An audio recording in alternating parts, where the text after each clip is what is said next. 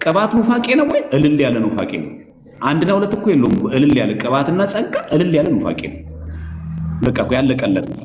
ግን ይህንን በስውር የሚያደርጉ ዛሬም አዲስ አበባ ከተማ ላይ አሉ። ምን ሀገር ቤት ብቻ ይመስላል። መሀል ከተማ ላይ ቁጭ ብለው በውስጣቸው የውስጣቸውን ይዞ የሚያደርጉ ሰዎች አሉ። የታወቀበት ቀን ግን አለ። ስለዚህ አንዳንድ ሰው የተሰወረ እኮ ኑፋቄ ያለው ሰው እኮ የተሰወረች ኑፋቄ እኮ በውስጡ ያለ እግዚአብሔር የሚገልጣት ጊዜ ያላት ሰዓት ሲኖር ማለት ግን እኛ ተጠማቂ ያለ እኛ ቆራቢ ያለ እኛ የምናገለግል ሰዎች ጋር ግን ያመጣብን ነገጣው ግን የለም። ከታወቀ በኋላ ግን ማድረግ አይጠበቅበት። ሌላ ምጨምር ወንድማችን ለምሳሌ ማነው ትዝታው ቀሲስ ነበር። አካል ብዙ ሰው አጥምቋል። ብዙ ልጆችን አጥምቋል። የልጅነት ጥምቀት ሰጥቷል። አይ ትዝታው እኮ በውስጡ የዛን ሰዓት እንዲሁ ምንፍቅናውም እያለ ስላጠመቀ እነዚህ ልጆች ጥምቀት አትሰራም፣ አይሆንም። ምክንያቱም በቤተክርስቲያን ውስጥ ሆኖ ያን ነገር ከቤተክርስቲያን አሁን ተለይቷል አይደለም።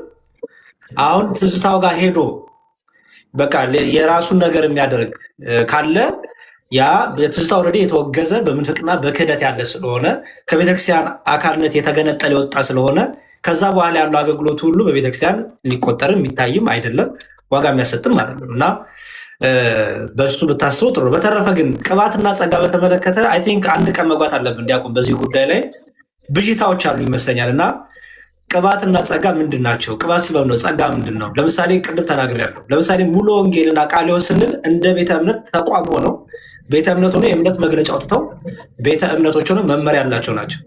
ቅባትና ጸጋ ስንል እንደ ቤተ እምነት የእምነት መመሪያ ይዘው ቤተ እምነት ተብሎ ተቆጥረው ቤተ እምነት ተብሎ የራሳቸውን ሲኖድ አቋቁመው ያሉ ናቸው ወይስ አይደሉም? ምንድነው ራሱ ቅባትና ጸጋ? መነሻው ምን ነበረ? ዲስከሽኑ ምን ነበረ? ራሱ ቅባት ማለት ነው፣ ጸጋ ማለት ነው፣ ካራ ማለት ማለት ነው። ምን አይነት ትምህርት ስለተማሩ ነው በዛ የመሰላቸው? ምን አይነት ምንፍቅና ስለነበር ነው የሚለውን እነዚህን ሁሉ በሌላ ቀን እናነሳለን። ችግር የለውም። እሺ፣ ሁለተኛው ጥያቄ ምን ነበረ? እና አዲሽን ደግሞ እዚች ጋር እንደውም ለመጨመር ያክል በጣም መሰመር ያለበት ያንን ቅባት ነው ብለን ወይ ደግሞ ጸጋ ነው ብሎ የታወቀው ካህን ክህነት የሰጠችው ማናት? ተዋህዶ ቤተክርስቲያን። ጳጳሱን የሾመው ፓትርያርኩ ምንድን ናቸው? ተዋህዶ። ይሄንን የተዋህዶ ትምህርት አላግባብ ሆኖ በመጠቀም ለኑፋቄ በመጠቀማቸው ይጠየቃል። ምክንያቱም ቄሱን ቄስ ያደረገችው ማናት? ኦርቶዶክስ ተዋህዶ ቤተክርስቲያን። ከየት የመጣ? ከሐዋርያት የመጣ። ከሐዋርያት ምን የሚሉት? ተዋህዶ። ከቄርሎስ የተማርነው ክርስቶሎጂ ተዋህዶ። ይህን ነገር ላልተገባ መጥቷል። ምንድን ያለው ጌታችን በወንጌል? መሰናክል መምጣቱ አይቀርም፣ ማሰናከያ ለሚያመጣ ለዚያ ሰው ግን ወዮለት ነው። ስለዚህ ምን የሚል ቃል አለ? ቅድም ስናነበውም ሰምተህ ከሆነ በገዛ ደግሞ የዋጃትን ቅድስት ቤተክርስቲያንን ትጠብቋት ዘንድ እናንተ ጳጳሳት አድርጎ ለሾመት ለራሳችሁና ለመንጋው ተጠንቀቁ። ምን ማለት ነው? በአግባቡ ማይመሩበትና ማይመሩን ከሆነ ይጠየቁበታል። እኛ ግን የሚጠበቅበት ምንድን ነው? ኦርቶዶክሳዊ ቤተክርስቲያናችን ከምታቀው ከታነጸበት ደብር ሄዶ መጠመቅ፣ መቁረብ። ሳያምን እኮ በጣም ይገርም። ሳያምን እኮ የሚቀድስ ሰው እኮ አለ። ሳያምን እኮ የሚያጠምቅ ሰው አለ። ለእኛስ ያቆባን አማናዊ ነው። ለእኛስ ያጥምቀት አማናዊ ነው። ተጠራጥሮ ለሚቀድሰው ተጠራጥሮ ለሚያቆርበው ለዚያ ሰው ግን ወየውለት። ስለዚህ ጉዳያችን እንደዛ አድርገን ማየት ያለብን እንጂ ከሰው እግዚአብሔር አምላክ እኛ ጋር በረከት የሚያመጣው ለሚጠራጠረው ወየውለት ባጭው። እኛ ጋር ለሚያመጣው ነገር ግን ምንም ነገር አያመጣውም እኛ ጋር ማለት። ልክ አሁን ሜዳ ዮሐንስ አፈወርቅ በተቆሸሸ እጅ እና አይተህ ከሆነ ገበሬ ሲያርስ የተቦጫጨቀ ልብስ ለብሶ ቁንጣ አድርጎ ዘን ብጭጭጭቅና በጣም ያደፈ ልብስ፣ ያደፈ ጫማ፣ ያደፈ እግር፣ ያደፈ እጅ አለውና በዛ ዘር ይዘራል። እስቲ በሚዘራው በቆሎ ወይም ስንዴ ቆሻሻ በሆነ እጅ ስለዘራው ሲያድግ ያ በቆሎ ቆሻሻ ይሆናል? አይሆንም። ካህኑ እኮ በጣም እኮ ያ እኮ ገበሬ እኮ ቆሽሿል። ምናልባት እጁ እንደዚህ እያደረገ ነው ምናምን ነው እጁን አልታጠበም ምናምን በጣም በቆሻሻ ነገር ስንዴውን ዘርቷል። ሲበቅልስ ንጹህ ነው። ዘሩ ምንም አልሆነም። ገበሬው ግን ቆሽሿል። የገበሬው ቆሻሻነት ወደ ዘሩ አይተላለፍም። በትክክለኛ ቦታ ነው የዘራው። ዘሪው ለዘራው ለዛ ገበሬ ግን ወየውለት።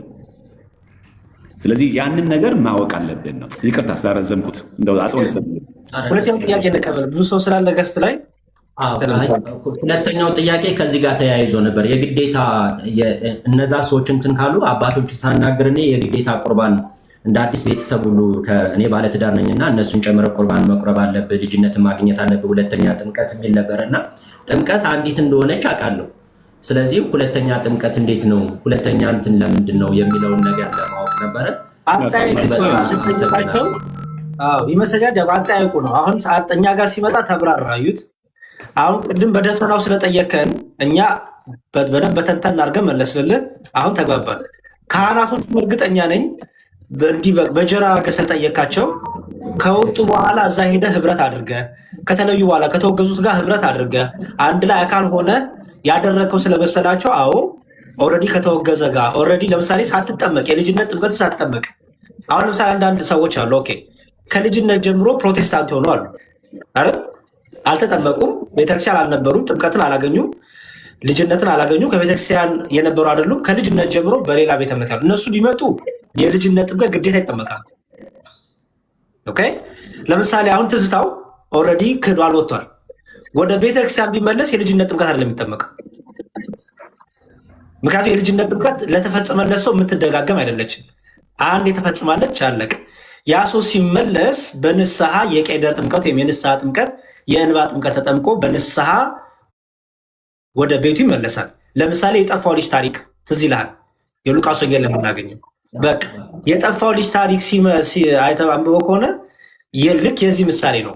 ክዶ ወጣ፣ ሲመለስ አባቱ ምንድን ያደረገው? ገላውን እንዲያጥቡ ቀለበት እንዲያደርጉለት ፍሪዳውን አድሮ ተቀበለው ይላል። አየህ ልጅነቱን አላጣም። ምክንያቱም ልጅነት አንድ የምትሰጥናት የምጠፋ አይደለችም። ሲመለሱ በንስሐ ይጠመቃሉ። እና ይመስለኛል ካህናቶቹ የመሰላቸው የአንተን ጉዳይ ኦልሬዲ ወጥተህ ኦልሬዲ የልጅነትን ጥምቀት ሳታገኝ በቤተክርስቲያን በሌላ ቦታ ሄደ አስጠምቀ ተጠምቀ መስሏቸው ሊሆን ስለሚችል ጥያቄ ነው። በዛ መልኩ ይሁን። ዲያቆን የሚጨምር ተለካለ ይጨምርና እንጨርስ ከሱ ጋር። መልካም እሺ፣ ወንድማችን ስለመጣ ደስ ብሎናል። አመሰግናለሁ በጣም አሜን አሜን። እሺ በሌላ ቀን ዲያቆን ይሄ ቅባትና ጸጋ የሚለውን ኮንሰፕት እንገባበታለን። ምክንያቱም አንዳንድ ሰዎችን ለማሸማቀቅ አንዳንድ በፕሮቴስታንቱ ዓለም ያሉ ሰዎች ሲጠቀሙ ትሰማለሁ። ለምሳሌ እናንተ እኮ ቃለ ሕይወት የሚባል ሙሉ ወንጌል የሚባል ቤተ እምነት ተካፍላችሁ አስልን ቅባትስ ጸጋስ ይላሉ እና ያ ትንሽ ያስቀኛል። እኔ ምንድን ነው እውነት ቅባትና ጸጋ ቃለ ሕይወትና ሙሉ ወንጌል የሚል አይነት ኮንተንት ነው በውስጥ ያለው አይደለም። እና እሱ ነገር ክሊር እናደርግላችኋለን ኔክስት ታይም። እሺ ቤተክርስቲያን እንዳወገዘችን ግን ይወቁ ማለት አሁን ለምሳሌ በዚህ በጎጃም አካባቢ ላይ አሁን የኛ ሲኖዶስ አቡነ ማትያስ አሁን ባሉበት የዛሬ ዓመት አካባቢ ቅባትና ጸጋ የሆኑ ጳጳሳትን አውግዛለች። እነኛ ቤተክርስቲያን አይ ችግር የለውም እኮ ተዋህዶም አንድ ቪው ነው፣ ቅባትም አንድ ቪው ነው፣ ጸጋም አንድ ቪው ነው፣ ችግር የለም ጳጳስ ደግሞ አይነካም የሚባል ነገር የለም። ጳጳሳት ተወግዘዋል። ኢቨን እነሱ የሚሰጡት ክህነት ጭምር ተወግዟል። ስለዚህ ቅባትና ጸጋ በእኛ ቤተክርስቲያን የተወገዘ ነው። አንድ ጊዜ በጣም የሆነ ጊዜ ገብቼበት ነበረ ላይቭ ላይ። ተጨማሪ የሚያስፈልግ ከሆነ ግን እንግባበት። እሺ እንግባበትና አንድ ቀን በጥያቄና መልስ አድርገን ሰመሪ ማድረግ እንችላለን። ምን ችግር የለውም። እሺ ሚስራይ ሰላም ብያለሁ። ሚስራ እንኳን ልትማር ነው የምትገባው። አንደርስታንድ። እሺ ትሁን ትቀመጠች፣ ችግር የለውም። ሳራ አቤት ሰላም፣ እንዴት አለ? ሚስራይ እንዴት ነው? ሰላም ነው?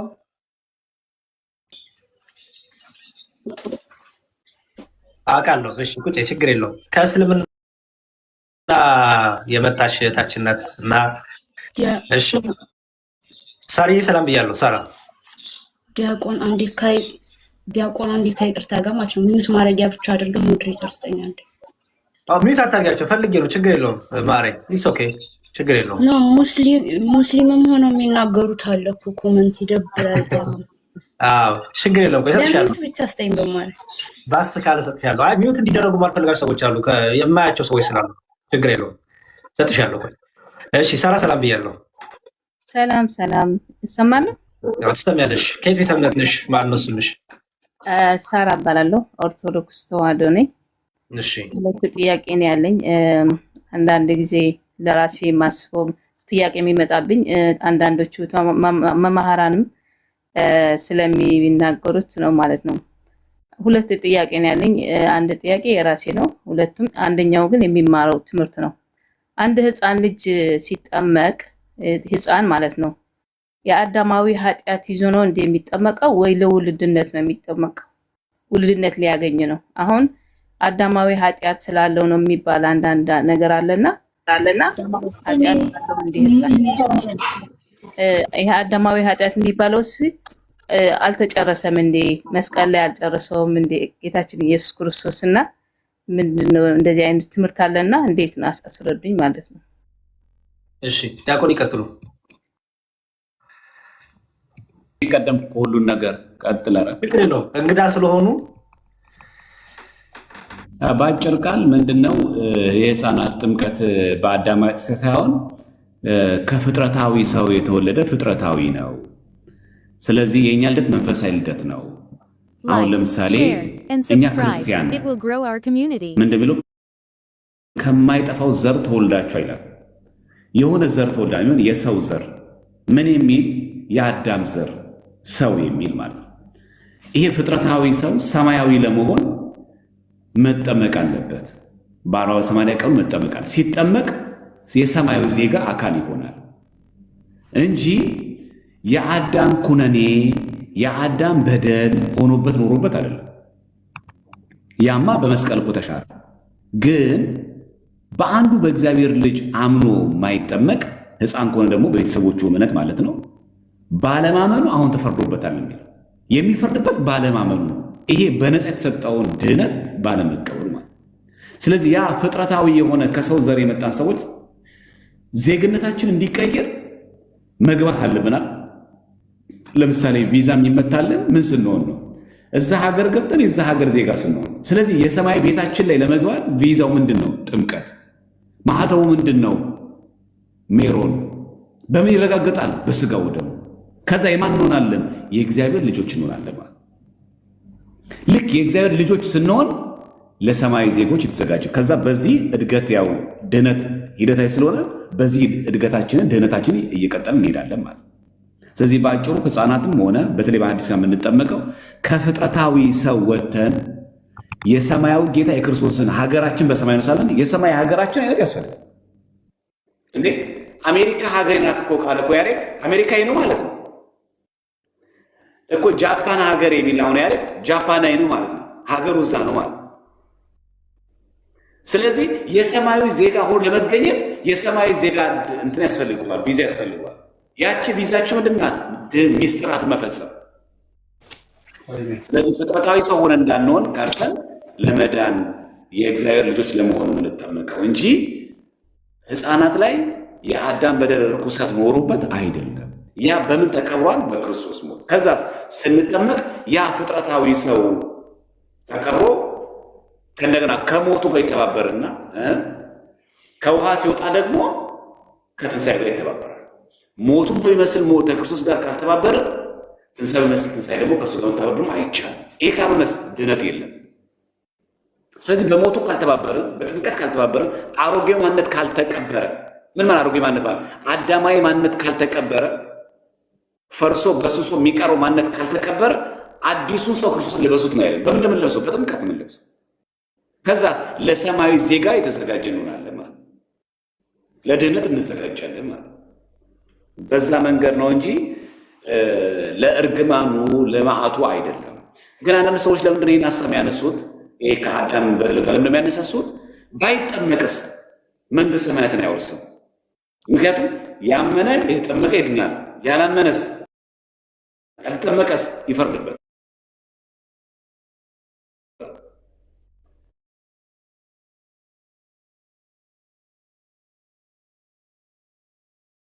ስለሚፈረድበት በምን ጸጋው ተሰጥቶናል። ይሄ ጸጋን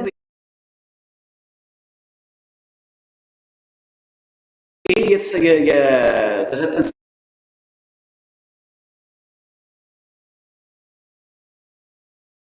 ጸጋ ግን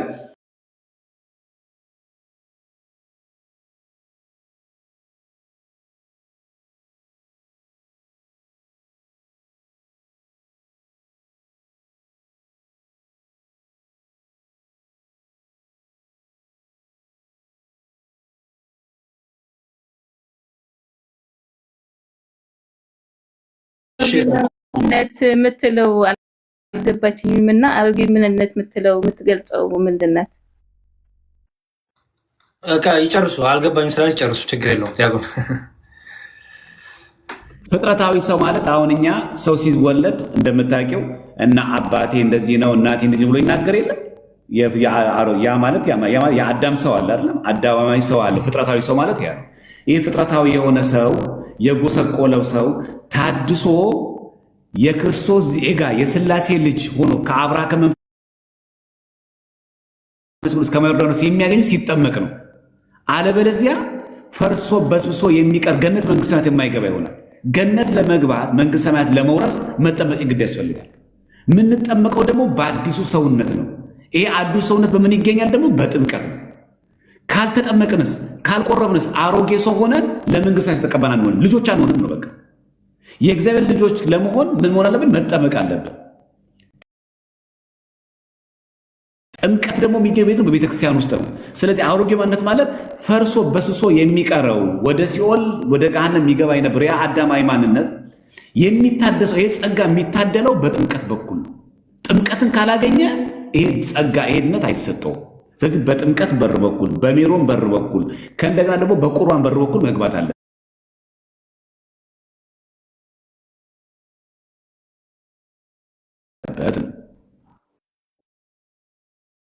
ሳራ እህታችን ከኒቆዲሞስ ጋር ሲነጋገር ክርስቶስ አምላካችን ምን አለው?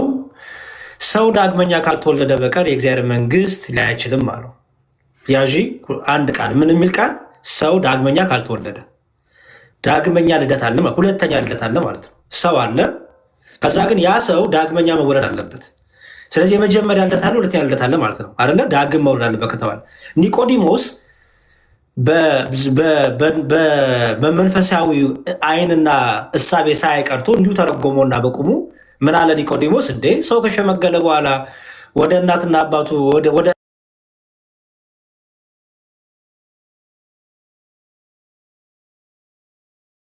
እናቱ ማህፀን ገብቶ እንደ አዲስ ሊወለድ ነውን ብሎ ጠየቀ። እንዴት ይችላል አለ። ኢየሱስ ክርስቶስ ምን አለው? ኢየሱስ መልሶ እውነት እውነት እልሃለሁ ሰው ከውሃና ከመንፈስ ካልተወለደ በቀር ወደ እግዚአብሔር መንግሥት ሊገባ አይችልም። በቃ ወደ እግዚአብሔር መንግሥት መግቢያው ከውሃና ከመንፈስ መወለድ ነው ብሎ አስቀመጠ። ከዛ ቀጥሎ ግን ምን አለ ጌታ? ያ ከውሃና ከመንፈስ መወለድ ያስፈለገው ለምንድን ነው አለ? የመጀመሪያው ልደት እንዲህ ስለሆነ ነው። ምን ስለሆነ? ከስጋ የተወለደ ስጋ ስለሆነ አለ። አሁን አንቺን የምጠይቅሽ ሳራ፣ ከስጋ የተወለደ ስጋ ነው ማለት ነው። አንድ ሰው ከውሃና ከመንፈስ ሲወለድ ስጋነቱ ይቀራል ማለት ነው። ከስጋ የተወለደ ስጋ ነው ሲል ጌታ ምን ማለቱ ይመስልሻል? ከእናቴና አባቴ የተወለድኩት ስጋ ስለሆነ ነው። ስለተጠመቅሽ ስጋነት ይጠፋል እንዴ? አይጠፋም፣ እሱ ነው። ስለዚህ ከስጋ የተወለደ ስጋ ነው ሲል ማለት ነው ጌታ። አያላቃትም፣ ንገረኝ። አሁን ዲያቆን ያሉትን አስተሳስሮ ኮኔክት አድርጊው። ከስጋ የተወለደ ስጋ ነው ማለት ነው። ሰው ከውሃና ከመንፈስ ሳይወለድ ክርስቶስን አይለብሰውም። ከክርስቶስ ጋር እንዳይሆንም በጥምቀት ክርስቶስን አይለብሰውም። ፍጥረታዊው ወልቆ ሰማያዊውን መልበስ አለበት። ፍጥረታዊ ወልቆ መንፈስ ክርስቶስን መልበስ አለበት። ክርስቶስን ሊለብስ የሚችለው በምንድን ነው? ከውሃና ከመንፈስ ሲወለድ ብቻ ነው። ከውሃና ከመንፈስ ካልተወለደ አንድ ሰው የእግዚአብሔር መንግሥት አይወርስም አይም። በእኛ በኦርቶዶክሳዊት ቤተክርስቲያናችን የሚወረስ ኃጢአት የለም። አሁን ደሜ ለልጆቹ እርግጠኛ ነኝ፣ እኔም እግዚአብሔር ይመስገን ልጆች ያሉ ደሜም ለልጆቹ እኔም ለልጆቼ መቼ ብናወርስ እንዲሁ ሀብታም ከሆንን መኪና ብናወርስ ነው ወይ ስልካችን እናወርስ ይሆናል ወይ ሹካ ማንኪያ እናወርስ ይሆናል። ኃጢአት እንዴት ነው የማወርሰው? ኃጢአት የሚወረስ አይደለም። ኦኬ። ስለዚህ ቅድም በአዳም ኃጢአት እንደዚህ የሚለው ነገር የእኛ የቤተክርስቲያን ትምህርቷ ማለት ነው። የሚወራረስ ኃጢአትም የለብንም በኛ። ይሄ የእኛ ትምህርት አይደለም፣ እሱ የሌሎቹ ትምህርት ነው። ኤኒዌይስ ግን አንድ ሰው አሁን የሚጠመቀው ከክርስቶስ ጋር ህብረት ለማድረግ ክርስቶስን ለመልበስ የተጠመቃችሁ ሁላችሁ ክርስቶስን ለብሳችሁታል ስለሚል ክርስቶስን በመልበስ ደግሞ ከውሃና ከመንፈስ ስለሚወለድ የመጀመሪያው ልደታችን ከስጋ ስለሆነ ከስጋ ከእናት ከአባት የምንወለደው ልደት ለእግዚአብሔር መንግሥት የሚያበቃን ወይም ለእግዚአብሔር መንግሥት የሚያረጋግጥልን ውልደት ስላልሆነ ሁለተኛ መወለድ ስላለብን ማለት ነው። አሁን ገባሽ? ፍጥረታዊ ስልሽ ከስጋ የተወለደ ስጋ ነው ማለት ነው። በጣም ነው የማመሰግነው። እግዚአብሔር ይስጥልኝ። በእውነት በደንብ ነው የተረዳኝና ብዙ ጥያቄ ስላለ በእንደዚህ አይነትም የሚያከራክር ስላለ አንድ ቀንም ብታስረዱልን እንደዚህ አይነት ትምህርት የሚያስተምሩ ኦርቶዶክስ ነን ብለው የሚያስተምሩን እንደዚህ አይነት የሚያስተምሩ የሚውሉትና በጣም ነው የማመሰግነው። ስለሰጣችሁኝም በጣም ነው የማመሰግነው። ሀሳባችሁም ይዤዋለሁ የማሰማውና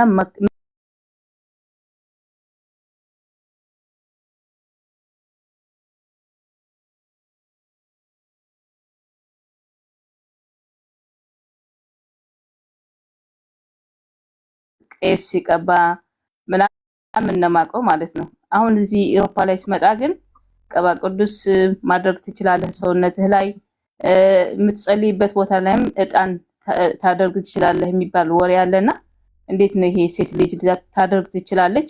ቅባ ቅዱስም ራሷ መቀባት ትችላለች አትችልም? እሺ ባጭሩ መልስልሽ። ወሬና ትምህርት ይለያያል። አሁን እንደነገርሽኝ ወሬ ነው የሰማሽው። አሁን እኛ ደግሞ የምናወራው ትምህርት ነው፣ ስርዓተ ቤተክርስቲያን ነው። ቤተክርስቲያናችን በስርዓቷ በቀኖኗ ምን አስቀመጠች ነው የኛ እኛ የተጻፈው ምንድን ነው የሚለው ስርዓታችን ምንድን ያስቀመጠው ነው። ለምሳሌ አንድ ጥቅስ ልስጥሽ።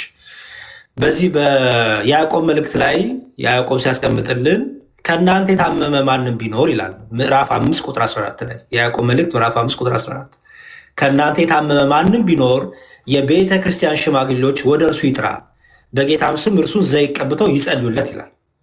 ማን ይጥራ ነው የሚለው? የቤተ ክርስቲያንን ሽማግሌዎች፣ ካህናትን፣ አገልጋዮችን፣ ካህናቱ ማለት ነው። ስለዚህ በኦርቶዶክሳዊ ቤተክርስቲያን እንግዲህ ቅባ ቅዱስ ምነው ቅባ ምንድን ነው? ሚስጥረ ቀንዲል የሚባለው ነው። 7ቱ ሚስጥራተ ቤተክርስቲያን አሉ። ከነዛ ውስጥ አንደኛው ሚስጥረ ቀንዲል ነው። ከዛ ደግሞ ሚስጥረ ሜሮን አለ። ሚስጥረ ቀንዲል ወይም ቅባ ቅዱስ የምንለው ለበሽተኞች፣ ደዌ ላለባቸው፣ በተለያየች ህመም ውስጥ ለሚያልፉ፣ በአጋንንቱ ለሚሰቃዩ ሊሆን ይችላል። በስጋ በሽታም በእርኩስ መንፈስም ለተያያዙ እየተጸለየ የሚቀቡት ያ ቅዱስ ቅባት ነው። ያ ቀንዲል ጸሎቱ ሚስጥረ ቀንዲል ይባላል። ያ ደግሞ ቅባ ቅዱስ ይፈጸማል ማለት ነው። ሚስጥረ ሜሮን ግን ለምሳሌ ተክሊል ሲደረግ አይተሽ ከሆነ ክህነት ስንቀበል፣ እኔ አሁን ዲያቆን ነኝ። ክህነት ስንቀበል ዲያቆን ዘማሪያን ዲያቆን ናቸው። ክህነት ሲቀበሉ ሚስጥረ ሜሮን ተፈጽሞልና ጳጳሳት ሲሾሙ፣ ካህናት ሲሾሙ፣ ቤተክርስቲያን አዲስ ሲመሰረት ስትቆም ንዋየ ቅድሳቱን ለማክበር ሚስጥረ ሜሮን ይፈጸማል ማለት ነው። ኦኬ። ስለዚህ አሁን እንደ ያዕቆብ መልእክት ላይ እንዳነበብ ነው እኔ ግለሰቡ ተነስቼ ቅባ ቀንዲል ወይ ምንድነው ሚስጥረ ቀንዲልን በራሴ ላይ መፈጸም አልችልም። በአጭሩ የሚለው መጽሐፍ ቅዱስ ምንድነው? የቤተክርስቲያን ሽማግሌዎችን ይጥራ፣ ወደ ቤቱ ይጥራ። እነሱ ደግሞ ምን ያርጉ? የእምነትን ጸሎት እየጸልዩ ይቀቡት። የዛን ጊዜ ከደዌም ይፈወሳል። ኃጢአትም ሰርቶ ከሆነ እግዚአብሔር ይቅር ይለዋል ይላል። እና ስለዚህ በአጭሩ እህት ዓለም ሰዎች የሚያደርጉትን ሳይሆን የግለሰቦችን ልምምድ ሳይሆን ሁለት አይነት ግለሰቦች አሉ ቤተክርስቲያን። አንደኞቹ ግለሰቦች የራሳቸውን ምኞት የራሳቸውን ፈቃድ የሚያደርጉ አሉ። ሌቦች፣ ነጋዴዎች አሉ። እንደነ ይሁዳ አይነት ሌባና ነጋዴ አለ፣ አጭበርባሪ አለ።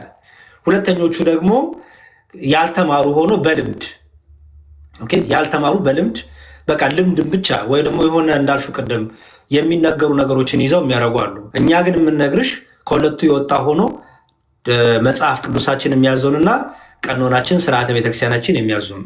በአጭሩ ራሳችን ላይ ቅባ ቀንዲል ምንድነው ሚስጥረ ቀንዲል ወይም ቅባ ቅዱስ መፈጸም አንችልም። ካህናትና ንስሐ አባቶቻችን ግን ያን ይፈጽማሉ። እሱም አፈጻጸሙ የራሱ የሆነ ስርዓት አለው። በአጭሩ ዲያቆን ዘማሪያ የሚጨምሩላት ነገር ካለ ይጨምሩና ከእሷ ጋር እንጨርስ።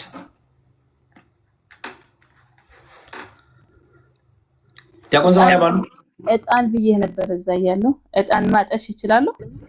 ተለውጠው መጡ። ዲያቆን ዘማሪያ ልጅ መስሎ መጡ። እሺ እንትን በጣም ሙቀት በጣም ከባድ ነው። አንተ ትንሽ ትበላል። እሺ ምንድነው በአጭሩ መልሰዋል። እየሰማሁ ነበርና ቃሎት ያሰማልን። በቃ በቤተክርስቲያናችን ቅዱስ ሜሮን አለ፣ ማይደገም ነው። ምናልባት እሱን ቅባ ቅዱስ እያሉ ከሆነ እንትን ከሆነ ደግሞ በቤተክርስቲያናችን ከ7ቱ ሚስጥራት ቤተክርስቲያን አንዱ ሚስጥረ ቀንዲል አለ። እሱ ደግሞ ለታመሙ ሰዎች ነው። ሜሮን ለሁሉም ሰው ነው። ሲጠመቅ ወንድ ሴት የለውም፣ ሁሉም ይጠመቃል። ሁሉም ሜሮን ይቀባል። ቀንዲል ግን ለታመሙ ሰዎች ብቻ ነው። እሱንም በ7 ካህናት፣ ካህን ከሌለ በካህን ብቻ፣ 7 ቄስ ከሌለ በአንድ ቄስ ብቻ ይፈጸማል። ቀንዲል ሚስጥረ ቀንዲል የተሰኘው አንዱ ለታመሙ ሰዎች የሚሰጥ ቅባ ቅዱስ ሆኖ የሚሆነው በቄስ ብቻ ነው። ከሰባቱ ምስጢራተ ቤተክርስቲያን በዲያቆን እንኳን የሚፈጸም ነገር የለም። እንኳን በሴት እንኳን በወንድ በእኛ ቀርቶ በዲያቆን የሚፈጸም የለም። ምስጢረ ጥምቀት ዲያቆን ማጥመቅ ይችላል። ስጋ ወደሙ ፈቶ ማቆረብ የዲያቆን ነው። ዲያቆን እኮ ካህኑ ቀድሶ የከበረውን ደሙን ማቀበል እንጂ ቀድሶ ብቻውን ማቆረብ ይችላል። ግን ዲያቆን ባይኖር 5 ቄሶች ቀድሶ ማቆረብ ይችላል። ቄስ በሌለበት ዲያቆን አይችልም። ዲያቆን በሌለበት ግን ቀሳውስት ይችላል። 5 ጳጳሳት 2ቱ ሰራይና ንፍቅ ሆነው 3 ዲያቆናት 3 ጳጳሳት ዲያቆኑ መቀደስ ይችላሉ። ስለዚህ በምእመን አይደለም በሴት በወንድ የሚፈጸም ቅባ ቅዱስ የሆነ የቀንዲል ስርዓት የለም። ማንም አንዳንዶቻችሁ በማወቅም ከሆነ ፍርዱ ለእናንተ ነው፣ ሳታው ከሆነ ይኸውና ትምህርቱ። የንስሐ አባቶቻችንም አናግሩ። የሚፈጽመው ካህን ነው። ኢቭን ካህን እንኳን አንቺ ሴትነትሽ እንደተጠበቀ ሆኖ የታመምሽበትን ቦታ እንኳን በእጁ መንካት አይችልም። ካህን ነው፣ ሰው ነው፣ ይስታል። እንደዚህ ፊት ለፊት እግር ምናምን ሲሆን መዳሰስ የሚቻሉ የተዘወተሩ እግርሽ ላይ ጣትሽ ላይ ቢሆን ለመንካት የሚያመቹ ናቸው። ካንሰር፣ የጡት ካንሰር ቢገጥምሽ ጡትሽ መንካት አይችልም ቄስ። ዲያቆናዊት አለት ያለች ይህን ነገር የምትሰራ ቀንዲል እኮ ለቀንዲሉ እንጂ ማንም ዲያቆን ነኝ የሚል ማንም መምህር ነኝ የሚል ማንም ምዕመን ነኝ የሚል ከቄስ ውጭ እሱንም ንስሐ አባቶች እሱም 7 ቄሶች ጸልየው ማድረግ የማይችሉ ከሆነ የካህን እጥረት ባለበት ቄስ ይፈጽሙ። ከዛ ውጭ ከኢየሩሳሌም ከግብፅ ይመጣል ሮዳስ እንዳመጣው አይነት ማለት ምን እመቤታችን እያነባች አይደለም። ይሄ እንደዛ ስታነባ ከስዕሏ የፈሰሰ ወዙ እሱን እንችላለን። እሱ ማንም ሰው ለበረከት ይችላል። ቅባ ቅዱስ አይደለም እሱ። ከእመቤታችን ስዕል በተአምራት የፈለቀ እንባ ከወዟ ከስዕሏ ወዝ ሲወጣ በካህናት ይሰጠን ይችላል፣ ሊፈቀድ ይችላል። እንደውም የግብፅ ኦርቶዶክሶች እንደሚያደርጉት እሱ ካህናቶቹ ለምኑ ያድላል። በተረፈ ግን ከነዚህ ለተአምራት ከሚፈልቁ ከስዕላት ከሚወጣ ውጪ ቅባ ቅዱስ ተብሎ ቀንዲል ሆኖ ሜሮን ሆኖ በሱቅ መሸጥም አይቻልም። ከኢየሩሳሌም የመጣ ነው ብሎ መነገድም አይቻልም። መሸጥም መለወጥም አይቻልም። በምንም አይፈጸምም። ይሄ ነው የታወቀ። ዕጣንም በተመሳሳይ ዕጣን ቤት ውስጥ መጠቀም ለቡና ሲያፈላ ሰው ያ ቡና በእኛ የተወገዘ አይደለም ሱስ እስካሁን ድረስ። ግን ደግሞ ቤቱ ለተለያየ ሽታ ምናምን ነገር ቢያጠም ችግር የለም። የቤተ ክርስቲያን የሚሆነው አይነት ዕጣን ግን ቤት አይፈቀድም። እስፔሻሊ ደግሞ ቤተክርስቲያን ለአገልግሎት የምትጠቀምበት ዕጣን ቤት መውሰድ አይቻልም። ታውቃለች። ይሄንን እንደ ቤተክርስቲያን አስመስሎ ቤት ማጠንም አይቻልም። ቤታችን መጥፎ መዓዛ ካለው ይሄ ቤት ዕጣን ሊጤስ ይችላል እንደ ማንኛውም ዕጣን። ግን የጸሎት ቤታችን ላይ እንደ ቄስ አድርጎ አስመስሎ ግን አይቻልም። ማዕጠንት ዕጣን የሚቻለው በቤተ መቅደሱ ብቻ ነው። በቤታችን ውዳሴ ማርያም መድገም እንችላለን። በጸሎት ቤታችን ስዕላት ልንጠቀም እንችላለን። በጸሎት ቤታችን ጠበል ልንጠጣ እንችላለን ከጸለይም በኋላ።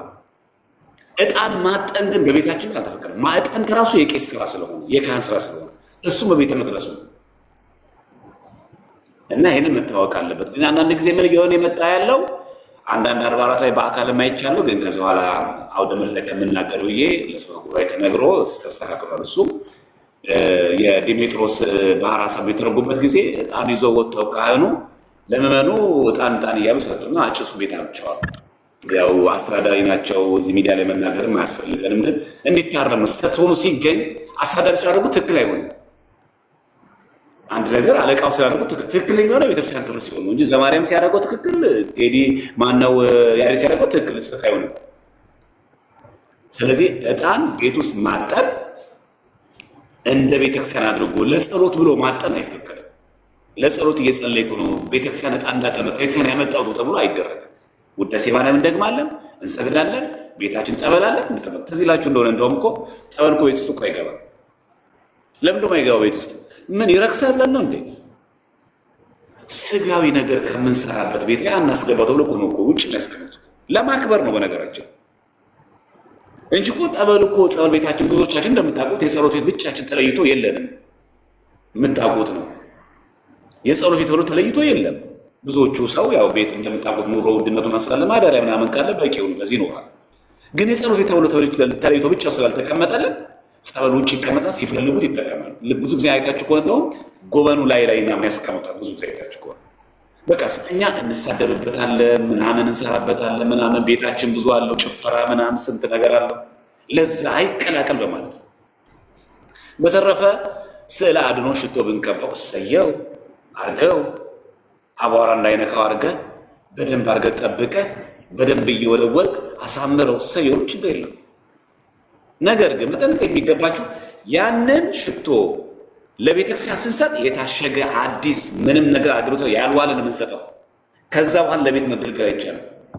ቤተክርስቲያን የገባ ሽቶ ተመልሶ ወጥቶ ቤት ማርከፍከፍ አይቻልም። ቤተክርስቲያን የገባ ዕጣን አይወጣም። ቤተክርስቲያን የገባ ሻማ ጧፍ አይወጣም። ወደ ግን መጠቀም አይቻልም። ከሱቅ ግን ገዝተን ለቤታችን ለስዕላት መጠቀም ይቻላል። እሱ ምንም ችግር ስለማንከለከል እናሳምረው፣ ምንም ክፋት የለው። አቧራ እንዳይነካው በደንብ አድርገን ስዕላትን በንጽህና መጠበቅ ይገባናል።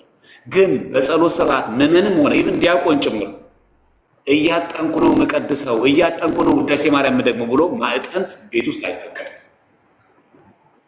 ይሄ በደንብ ልናይ ይገባል። ድንገት መቅሰፍት ካለ ያሬዶ ይህን ታውቃለህ፣ ዳር ሲታጠን ይባል የለም ወረርሽኝ ኢትዮጵያ ስታከሰ ሲታጠን ማንም የምታደርገው ቤተ ክርስቲያን ኦፊሻሊ ካህናትን መድባ በየሰፈሩ እንዲታጠን ታደርጋለች። እሱንም በቄስ ነው እንጂ እኛ አይደለን የምናጠነው።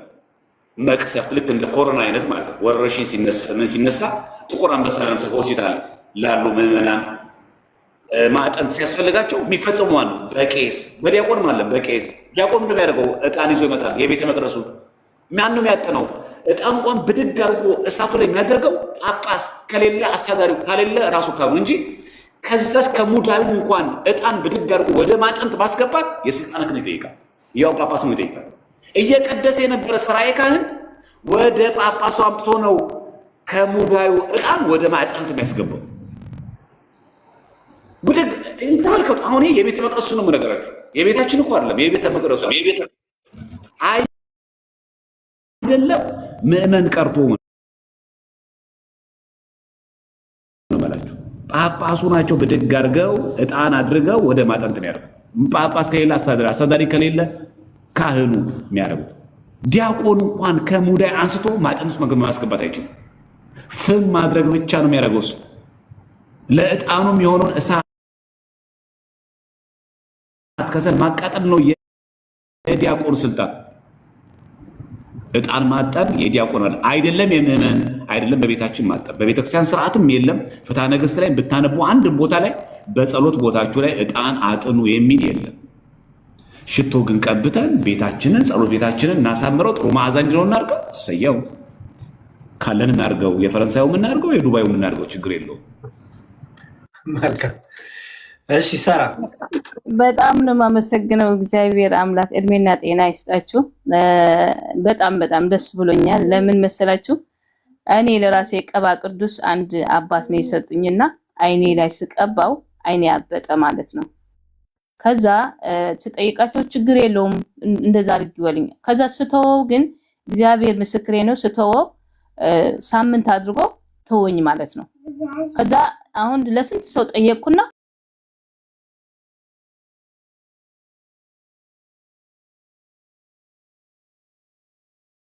አባት ነው የሰጡኝ። አባት ሁኜ ጠይቂያቸው በቃ እንደዚህ ያመኛ ስላቸው እቤት ስትጸልይ ዕጣን እቤትሽ ላይ እንደዚህ አድርጊ፣ ቀባ ቅዱስ ታለሽም ጸበል አድርገሽ ውሃ ላይ አድርገሽ መታጠብ አለብሽ አሉኝ ማለት ነው። ግን እኔ ደፍሬ ፍርሃት እግዚአብሔር ኑሬ ሳይሆን በቃ እግዚአብሔር ራሱ ስለ አልደፈርኩትም ማለት ነው። አልታጠብኩም። ዕጣንም ደርሶ እግዚአብሔር አምላክ እናንተ ጋር ደረሰና በጣም አስተምራችሁኛል። በጣም አመሰግናለሁ። እድሜና ጤና ይስጣችሁ። ኑሩልኝ የምለው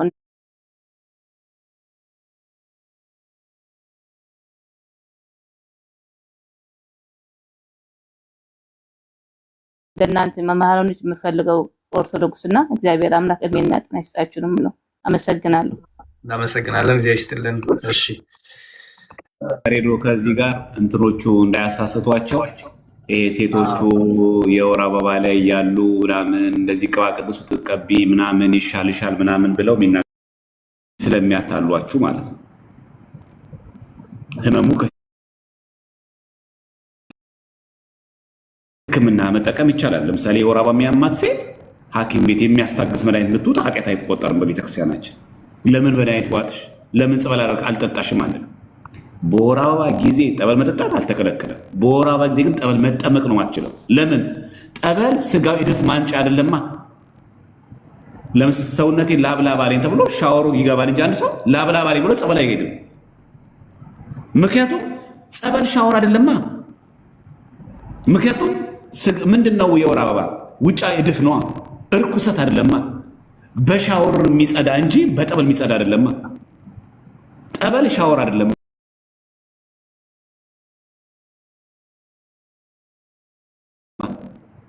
ከውጭ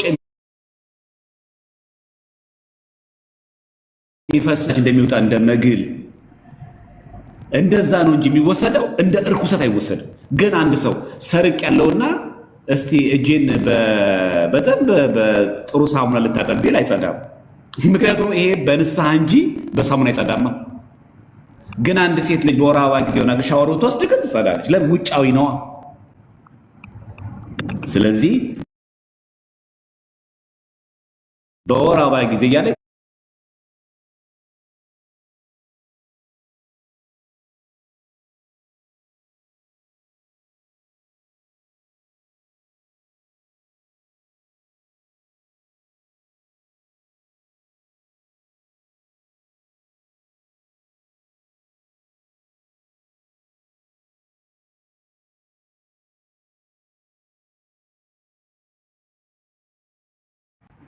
ለሃጭ እያለው በጣም ሰውነቱ ላብላብ እያለው መቅደስ ውስጥ አይገባም። አለቀ። እንኳን የወር አበባ ማለት ለምን? ለአክብሮተ ቤተ መቅደስ እንጂ የእኛ ላብ ቤተ መቅደስ ስለሚያደርስ አይደለም። የእኛ መግል ቤተ መቅደስ ስለሚያደርስ አይደለም። ለአክብሮተ ቤተ እግዚአብሔር ንጹህ ነው፣ ንጹህ ነገር ይወዳል። ይሄ አጋጉ ደግሞ ሽቶ ተቀብተው ያሉ አለ የሚሰነፍጥ ሀገር የሚበጠብጥ ሽቶ ተቀብተው ቤተሰቦች አሉ። ለእነሱ ያው ንጽህና ይጠብቁ፣ ግን አይደለም። ማንኛውም አይነት የሚረብሽ ነገር መቀባት ቤተ መቅደስ ውስጥ አይቻልም። ስለዚህ ሽቶንም በአግባቡ ገላጭ ስንታጠብ ራሱ በአግባቡ በሚገባ ጠብቀን ነው መግባት ያለብን እንጂ የወር አበባ ማስታገሻ ተብሎ ቅባ ቅዱስ የለንም። በዚህ አጋጣሚ ማለት ነው ማስታገሻው ሕክምና መውሰድ ይቻላል። ጠበል መጠጣት ትችላለች። በተለያዩ መንገዶች መጠቀም ትችላለች እንጂ ለዛ ማስታገሻ ልክ የወር አበባን ልክ እንደ አንድ መጥፎ በሽታ ብላ ቤተክርስቲያን እንደዚህ አታረግም። በዚህ ሴቶች እህቶቻችን እንዳይወሸውዷችሁ ይቅርታ በማርዘሜ እችን በዛው አጽንኦት ልስጥ ብዬ ነው። ችግር የለውም። እሺ ዲያቆን ጊዜ ይስጥልን። ትልቁ ነገር እኛ ስርዓት አለን። ቤተክርስቲያን የስርዓት ቤት ናት። እንኳን የኛ ቤተክርስቲያናችን አይደለም የእኔና የደሜ ቤት የዲያቆን ዘማርያም ቤት ስርዓት አለው። የምንወጣበት፣ የምንገባበት፣ የምንመላለስበት ስርዓት አለው። ስርዓተ ቤተክርስቲያን ነው የምናወራው። ኦኬ ዶግማ ነገርና ስርዓተ ቤተክርስቲያን ለዩ። አሁን ትልቁ ነገር ይሄ ነው። እስካሁን እያወራን ያለነው ምንድነው? ስርዓተ ቤተክርስቲያን ይባላል። አንድ ክርስቲያን በቤተክርስቲያን ሲመላለስ ይጠብቆ የሚገባው ስርዓት ማለት ነው።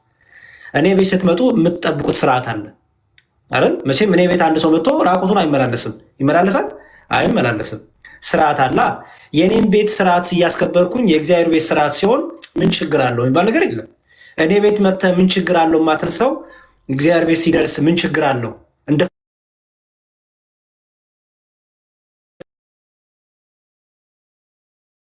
ነጭ የምንዘል ከሆነ እንወቀሳለን፣ እንገሰጻለን። እንደፈለግን መሆን አንችልም። ስለዚህ የአምልኮ ስርዓት አለን፣ የንስሐ ስርዓት አለን፣ የዝማሬ ስርዓት አለን፣ የማህሌት ስርዓት አለን። ስርዓተ ማለት አይደለም ነው፣ ስርዓት ስላለው እኮ ነው። ቅዳሴ ራሱ እኮ ስርዓተ ቅዳሴ ይባላል። ስለዚህ አሁን እያወራናላችሁ ያለው ስርዓት ነው። ስለዚህ ኦርቶዶክሳዊ ስርዓት አለ። ዝም ብለን እንደፈለግን አንሆንም፣ አንፋንንም። ስርዓት ያለንን፣ ቀኖና ያለንን፣ ዶግማ ያለንን፣ ቅዱስ ትውፊት ያለን ሰዎች ነን። ስለዚህ በቤተክርስቲያናችን እንዴት ነው የምንመላለሰው? ይኸው ለምሳሌ አንድ ሴት ልጅ በወር አበባ ልማድ ላይ ያለች ጸበል መጠጣት አትከለከልም። መጽሐፍ ቅዱስ ማንበብ አትከለከልም። ውዳሴ ማርያም መጸለይ አትከለከልም። ከሚስጥራት ግን መፈጸም አትችልም። ለምን? አንደኛ በራሱ ሚስጥራት ለመፈጸም የሚያስፈልግ የጾም ጊዜ አለ፣ የጸሎት ጊዜ አለ፣ የንስሐ ጊዜ አለ። አንድ ሴት ልጅ ደግሞ ፔሪየድ ላይ ሆና ይህም እዚህ ጋር ብዙ ሴቶች አላችሁ፣ ገስት ላይም ኮመንት ላይም መቼ ህመማችሁ ታውቁታላችሁ፣ ምን ያህል ፔን እንዳለው። እንደ አንዳንዶች እኮ ኢመርጀንሲ እኮ ይገባሉ፣ ሐኪም ቤት ይገባሉ። እና እናንተ ናችሁ አምልካችሁ 3 ሰዓት ቅዳሴ ጨርሳችሁ ቤተክርስቲያን ለእናንተ እንኳን ይሄን አስባ አመቻችታ በዛ ጊዜ ወደ ስጋው ደግሞ እንኳን ለመምጣት ያለውን ዝግጅት እንኳን እንዳታደርጉ አድርጋችኋለች። ለምን? በስርዓቱ እንኳን ቆማችሁ መጸለይ ማምለክ አትችሉ። የሆርሞን ለውጥ አለ፣ የሰውነት ለውጥ አለ፣ በጣም ብዙ የኢሞሽን ለውጥ አለ። ስለዚህ እኛ ስርዓተ ቤተክርስቲያን ያለን ሰዎች ነን። ኦኬ። ይሄ ስርዓት ለምን እናንተ ስርዓት ኖራችሁ የሚል ሰው ካለ ስርዓት አልበኛ ነው፣ እሱ የአንተ ጉዳይ ነው። በስርዓት አልበኝነት መቀጠል ትችላለን። እኛ ግን ስርዓት አለን። እኛ ግን የምንመላለስበት የምንኖርበት ቤተክርስቲያናዊ ኦርቶዶክሳዊ ስርዓት አለን። ስርዓተ ቤተክርስቲያን ተብሎ ትምህርቱ ራሱ ይሰጣል። በሌላ ቀን በሰፊ እንመለስበታለን። መልካም እሺ። ብሌኗ ቢብሉ እንዴት ናችሁ? ሰላም ነው አለው። እግዚአብሔር ይመስገን። እንዴት ነህ? ሁሉ ሰላም። አባትነት እንዴት እያደረገህ ነው? ተመስገን ነው። ምንም አይነት ብዙ ሚዲያ ላይ አልፈለኩትም እና ገብቶኛል። ባለፈው ቪዲዮዎቹን ሳይ ነው እንጂ እንትን አላልኩም ነበረ። እንትን እኔ ጥያቄ ዲያቆን እንትን ይሄ አሁን ባለንበት የጾም ወቅት ላይ በየሳምንቱ ላይ የምንጾማቸው ሰዓታት ይለያያሉ አይደለ? የመጀመሪያው ሳምንት አይ ቲንክ እስከ 6 ፒኤም ድረስ ነው፣ የሚቀጥለው እስከ 5 ፒኤም ድረስ ነው እና የመጨረሻው ሳምንት ደግሞ እስከ 7 ፒኤም ድረስ ነገር ነው አይደለ? መጀመሪያ ነገር ለምን በዛ መልኩ ተደረገ የሚለውን ነገር ማወቅ ፈልጋለሁ። ሁለተኛ ደግሞ ቅዳሴ ሳስቀድሰን ጸበል ጠጥተን የምንጾማለን ነው ወይስ ጸበል ማንጠጣም ነው? እንዴት ነው? እስቲ አስረዱኝ። ሁለተኛው ጥያቄሽ እንዴት ነው? ይቅርታ። ለምሳሌ ቅዳሴ ከገባን ያው 9 ሰዓት ላይ ያልቃል። የዛኔ ጸበላችንን ጠጥተን እስከ 6 ፒኤም ድረስ ጾሙን እንቀጥላለን ነው ወይስ ደግሞ የቅዳሴ ጸበልን ማንጠጣም ነው? ኦኬ ገባኝ ጥያቄሽ። በጣም ጥሩ። አሁንም ያው ስርዓተ ቤተክርስቲያን ነው እንግዲህ እህታችን የጠየቀችን። ዲያቆን ዘማርያም ወጡ። ኦኬ ዲያቆን ዘማርያም ወጥተዋል። ጥሩ። አይ ቲንክ ረጅም ሰዓት ተቀመጡ እሳቸውም። በጣም መልካም። እሺ መምህር ብሩክ ገቡ። ኦኬ ለመምህር ብሩክ እድል ልስጥ ከመናገር የፊት ነኝ። መምህር ብሩክ እንኳን በሰላም መጡ። ይሰማዎታል? አሁን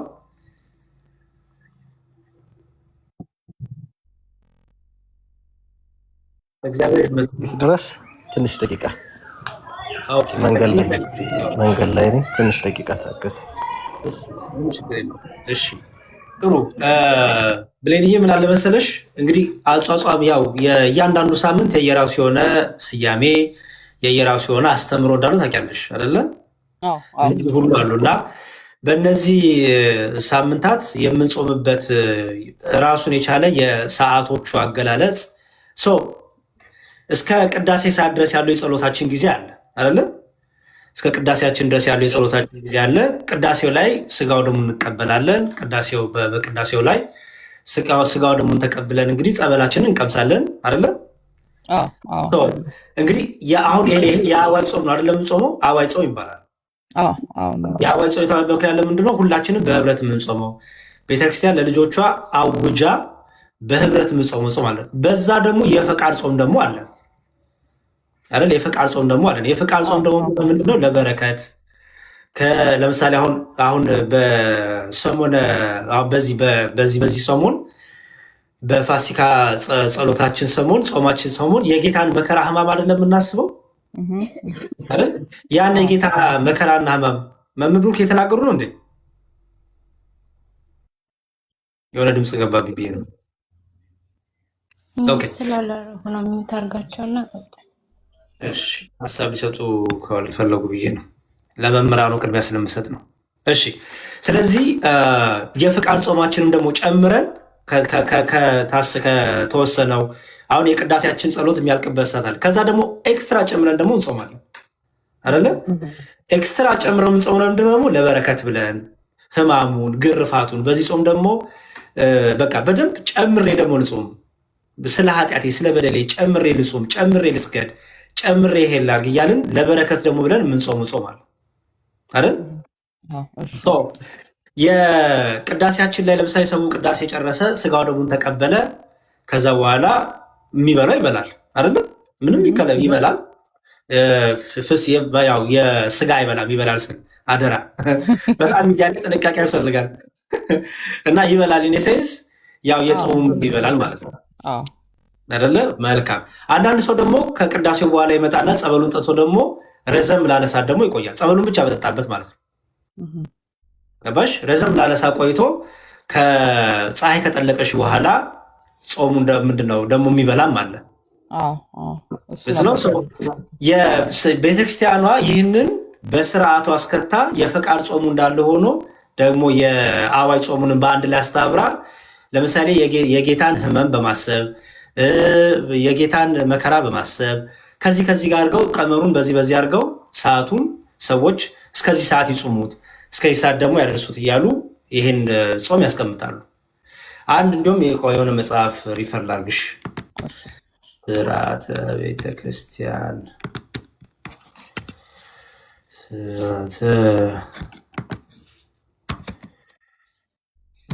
ቆይ ላውጣልሽ።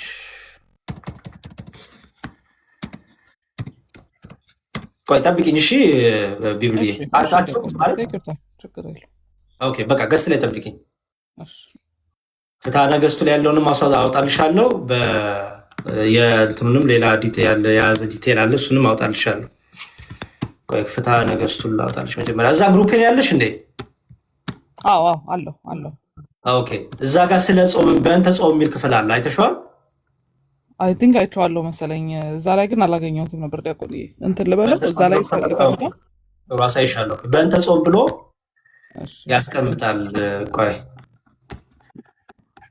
በእንተ ጾም ብሎ እስከ ስንት ሰዓት መጾም እንዳለብን፣ እንዴት መጾም እንዳለብን፣ ጾሙ ደግሞ የአዋጅ ጾም፣ የፍቃድ ጾም የሚለውን ይህን ሁሉ የያዘ ክፍል አለው።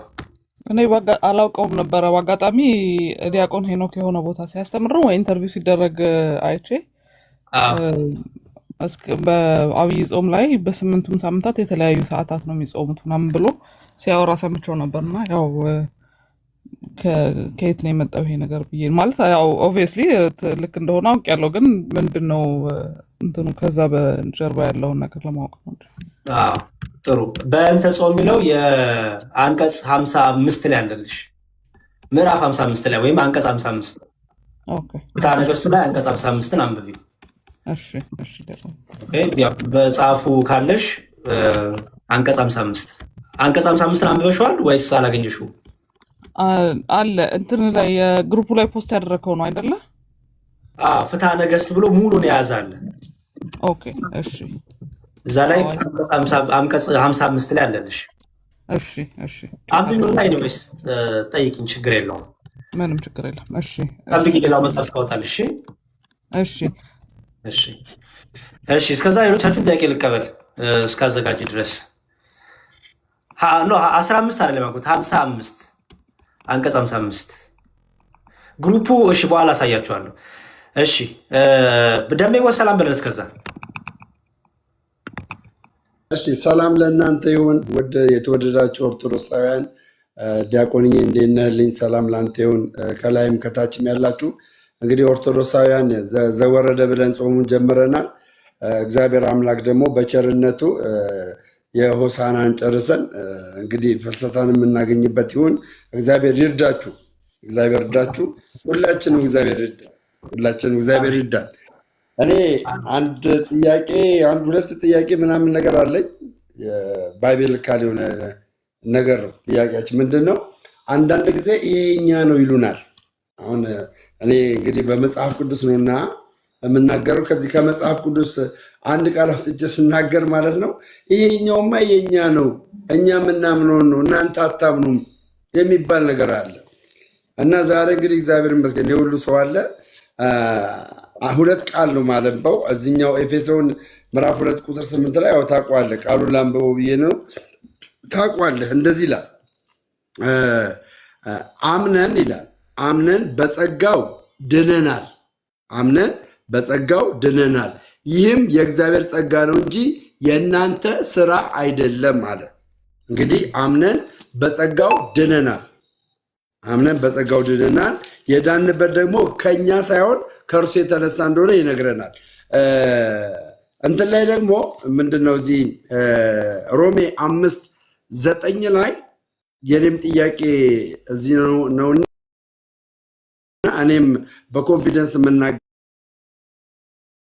ነውና ያሬዶ ምን አይነት ሀሳብ እንዳለክ እዚህ ላይ ትነግረኛለህ ማለት ነው። ምንድነው የሚለው መሰለህ እዚህ ጋር እንግዲህ በደሙ ዛሬ ከጸደቅን ይላል ሮሜ 5:9 ላይ እንግዲህ በደሙ ዛሬ ከጸደቅን ከሚመጣው መከራ በእርሱ እንድናለን የሚል ቃል አለ እና አንዳንድ ጸድቀሃል የሚል ጥያቄ ያው ታውቃለህ አንተም ጸድቀሃል የሚል ጥያቄ ይመጣል። ሲመጣ እኔ ክርስቶስ በሰራው ስራ ጸድቅ ያለው ብዬ እናገራለሁ። በዚህ ቃል መሰረት ማለት ነው ጸድቅ ያለው ብዬ እናገራለሁ። ይሄ ቃል የአውድ ፍቻ አለ ወይስ እኛ ክርስቶስ ኢየሱስ በሰራልን ስራ ኦርቶዶክሳውያን ጸድቀናል ማለት እንችላለን ወይ? ያው ድነናል፣ እየዳንን ነው፣ እንድናለን የሚል አስተምሮ እንዳለን ሁሉ ማለት ነው። ድነናል ስንል ጸድቀናል ማለት አንችልም? እችን እስቲ መልስልኝ ያሬዶ። እሺ ጥሩ ጥያቄ። መልካም መምህር ብሩክ አሉ አለሁኝ። ኔትወርክ ትንሽ ገባ ወጣ ይላል። እስካለሁ ግን ልቀጥል፣ ምናልባት ድምፅ የሚደርስ ከሆነ ጥሩ። እሺ ይቀጥሉ። ቅድሚያ ደርሶ ልስጥና የደሜንም ጥያቄ ሜይ ቢ የቢብሉንም ጥያቄ አንድ ላይ ከመለሱ ጥሩ። ይቀጥሉ።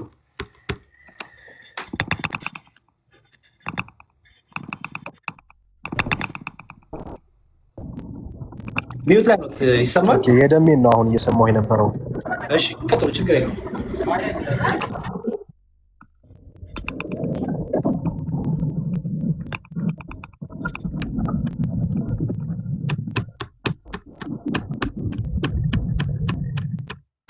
ዛሬ ኔትወርክ አስቸግሮታል። አንድ እንትን ነው ያበራው። ሁለተኛው ጥያቄ ጠይቅና ልጨርስ ወይስ ይሄኛው ይመለስልኝ ነው? ሌላ ጥያቄ ስና ችግር የለውም። ማኪላ ባንድ የሚዩት አድርጊልን። እሺ ደሜዋ የሰጠህን ክፍል የሮሜ መልእክትን ነው አደለ? ሀሳብ እንድሰጥ የፈለግከው ሮሜ ላይ ያለውን ነው። ከኤፌሶን አኳያ ከኤፌሶን 2:8 አኳያ በእርሱ ድነናል ከኛ ከስራ ሳይሆን ከሚለው አኳያ ድኛለሁ ቃል ጸድቅ ያለው ማለት አልችልም ወይ? በሮሜ 5:9 ምክንያት ለምን አሁን እኛን ለማሸማቀቅ የሚሞክሩት አይተው ከሆነ መዝሙሬ አልጸደቃችሁም እናንተ ይሉናል። እኔ ደግሞ ክርስቶስ በሰራልኝ ስራ ጸድቅ ያለው ላለው ልክ ነኝ ልክ አይደለም ከኔ ሳይሆን ክርስቶስ ከሰራው ስራ ራሱም የሚለው እንግዲህ በደሙ ዛሬ ከጸደቅን ነው የሚለው። በደሙ በእኔ አይደለም በደሙ ጸድቅ ያለው ብዬ ነው የምናገረው እና ከዚህ የተነሳ ነው ጸድቀናል አልጸደቅንም ብዬ የምለው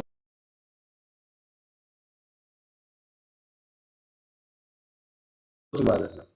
መልካም እሺ ደሜዋ እንግዲህ በደንብ ማስተር ያለብን ነገር አለ። ኢየሱስ ክርስቶስ አድኖናል። አዎ ድነናል። ኢየሱስ ክርስቶስ በመስቀል ላይ በሰራው ቤዛነት አጽድቆናል። አዎ ጸድቀናል። አዎ ጻድቃን ሆነናል። አዎ ጻድቆች ተብለናል። ኦኬ ይሄ ኢየሱስ ክርስቶስ በመስቀል ላይ በሰራልን ስራ በቤዛነቱ ያገኘነው ዋጋ ነው። ምክንያቱም ክርስቶስ ስለ ከንቱ አልሞተም እኮ አይደል? መቼም የክርስቶስ ቤዛነት የክርስቶስ ሞት ለእኛ ጥቅማችን ነው እኮ። ለእኛ ያስገኘው ጥቅም አለ። ምን? አንደኛ ከጨለማ ወደ ብርሃን መተናል። ከርኩሰት ወደ ቅድስና ወደ ጽድቅ መተናል። ከሞት ወደ ህይወት ተሻግረናል። ከሞት ወደ ህይወት መሻገር አስኮ ማለት ነው ጸድቀናል፣ በክርስቶስ ድነናል ማለት ነው። አዎ ድነናል፣ አዎ ጸድቀናል፣ አዎ ቅዱሳን ተብለናል፣ አዎ ጻድቃኖች ተብለናል። ኦኬ ይሄ ማለት ግን ምን ማለት ነው? ይሄ ማለት ግን ይህን ንጽህና ይህን ቅድስና ይዘን ሳንቆይ ሳንጸና ድነናል፣ እየዳንን ነው እንድናለን እንላለን። ድነናል የምንለው ከኢየሱስ ክርስቶስ በተሰራልን ቤዛነት ከእኛ በሆነ ሳይሆን እኛ ያላዋጣንበት እኛ ያልተሳተፍንበት ከእኛ ያልሆነ ከእኛ መዋጮ ያልነበረበት እርሱ በቸርነቱ በፍቅሩ እንዴ የቁጣ ልጆች ሳለን አይደል የወደደን? በጨለማው ሳለን እኮ ወደደን። ሳንወዶ እኮ ነው የወደደን። በዚህ ፍቅር ውስጥ እግዚአብሔር በልጁ ዓለሙ ሲታረቅ የእኛ ድርሻ ነበረበት እንዴ? እኛ ወደነው ነበር እንዴ? አልወደድነውም እኮ። እኛ እኮ እንዲሁም እኮ ዓለም እኮ ሰቅሏለች ክርስቶስን፣ መድኃኒቷን እኮ ሰቅሏለች። ስለዚህ ዓለምን ከራሱ ጋር ሲያስታርቅ በዚህ እርቅ ውስጥ እኛ ያዋጣ ነው የእኛ ድርሻ የለም። ኦኬ ይሄ ድነናል፣ ጸድቀናል፣ ቅዱሳን አድርጎናል፣ ቀድሶናል፣ አጽድቆናል፣ በደሙ ዋሽቶናል። ደሙ ዝም ብሎ በከንቱ አልፈሰሰም። ኦኬ ድነናል ስንል ይሄንን ነው። እንግዲህ ድነናል በሚለውስ ምን አለ? ቅዱሳን አድርጎናል፣ አጽድቆናል፣ ጸድቀናል ማለት ነው። ከጨለማ ወደ ብርሃን መተናል ማለት ነው። ኦኬ ከጨለማ ወደ ብርሃን የመጣ ነው። እኛ ግን ይሄ የተሰጠንን ቅድስና፣ ይሄ የተሰጠንን ንጽህና፣ ይሄን ያገኘነውን ቅድስናና የጽድቅ ሕይወት በጽድቅ ሕይወት ካልተመላለስን እሱን ትተን በስጋ ፍሬ እየተገለጥን በስጋ ሕይወት እየተመላለስን ከሆነ እንቆረጣለን። ከጽድቅ ሕይወት ከመዳን ሕይወት ከክርስቶስ አካልነት ከግንዱ ላይ ያ ቅርንጫፍ ሊቆረጥ ይችላል። ለዚህ ነው ፍሬ የማያፈራውን ዛፍ ሁሉ አይደለም የሚለው ፍሬ የማያፈራውን በቃ። ስለዚህ ፍሬ ካላፈራን ፍሬ አላፈራንም ማለት ደም የምመሰለ በጽድቃችን አልጽናንም ማለት ነው። ቅዱሳን ሆነን ሳለን ቅድስናችን አልጠበቅንም ማለት ነው። ጸድቀን ሳለን ጽድቃችንን አልጠበቅንም ማለት ነው። እንደ ጸደቀ ሰው በክርስቶስ እንደዳነ ሰው ክርስቶሳዊ ሕይወት የለንም ማለት ነው። ክርስቶስ ጻድቅ ነው አይደለ? መደሜ ክርስቶስ ቅዱስ ነው። ክርስቶስ ጻድቅ ነው። ለምሳሌ እግዚአብሔር ምን አለ? እኔ ቅዱስ ነኛ እናንተ ምን ሁኑ? ቅዱሳን ሁኑ። ስለዚህ ቅዱስ መሆን እኮ አልተነፈግንም። ቅዱሳን እኮ መሆን አልተነፈግንም፣ ሁኑ ተብለናል። ይህን ቅድስና ግን ካላጸናን ድነናል፣ እየዳንን ነው። በዚህ እየዳንን ነው በሚለው ሕይወት ውስጥ በጽድቅ ካልተመላለስን፣ በንስሐ ካልተመላለስን፣ በሕይወት ካልተመላለስን ግን አዎ ወደኋላ ከፈገፈግን እንደሚገባ በክርስቶሳዊ ሕይወት ካልተመላለስን ምን እንሆናለን? እናጠዋለን መዳናችን። መዳናችን አጣ ማለት ጽድቃችንን ቅድስናችንን ምን አድርገው ትታው ነው ማለት ነው። ኦኬ ይሄን ደግሞ ጽድቅና ቅድስና እንዴት ነው የምንጠብቀው?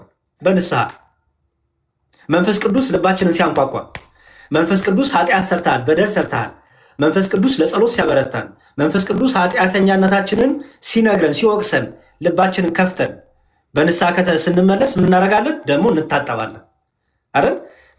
ልክ የቆሸሽ አይደል የሚታጠበው ደሜዋ። ጸድቀናል፣ ንጹህ ሆነናል። ስንቆሽሽስ በኃጢአት ምን እናደርጋለን? እንታጠባለን አይደል? እንታጠባለን ማለት ነው እንቀደሳለን አይደል? ወደ ጽድቅ ሕይወት ደግሞ እንመጣለን። ስለዚህ ድነናል፣ እየዳን ነው። ከዛ ደግሞ እንድናለን። አሁን ቅድም ምን አለን? በክርስቶስ ከጸደቃችሁ ከቁጣው ደግሞ ከቁጣው ምንድን ነው የሚለው? ድናችኋል፣ ትድናላችሁ፣ ትድናላችሁ። ሚዩትን አንሳ ደሜዋ። ኦኬ በእርሱ ከቁጣው በጥላ እንደዚህ ነው የሚለው። ከጸደቅን ከሚመጣው መከራ በእርሱ ድናችኋል አይልም፣ እንድናለን ነው የሚለው። ተስፋ ነው። እንድናለን ያለው ለምን ይመስልሃል? ከሚመጣው መከራ ነው የሚለው። አየህ፣ ከሚመጣው መከራ እንድናለን። የሚመጣው መከራ የቱ ነው? የሚመጣው እምነታችን ፍጹም የሚሆንበት። መምህር ብሩክ የሚታነሱ እንዴ? ዛሬ መምህር ብሩክ እሺ፣ እምነታችን ፍጹም የሚሆንበት ሙሽራው ክርስቶስ የሚመጣበት ተስፋችን የሚፈጸምበት መዳናችን የሚፈጸምበት አይደለ? ያቺ የፍርድ ቀን የቁጣ ቀን ትባላለች በመጽሐፍ ቅዱስ። ያቺ የፍርድ ቀን የቁጣ ቀን ትባላለች። እናንተ አባቴ ብሩካን ኑ፣ እናንተ ርጉማን ደግሞ ሂዱ የሚባልበት የቁጣ ቀን አለ። የቁጣ ቀን የተባለው ለማን ነው? ሂዱ ለሚባሉት የቁጣ ቀን ነው።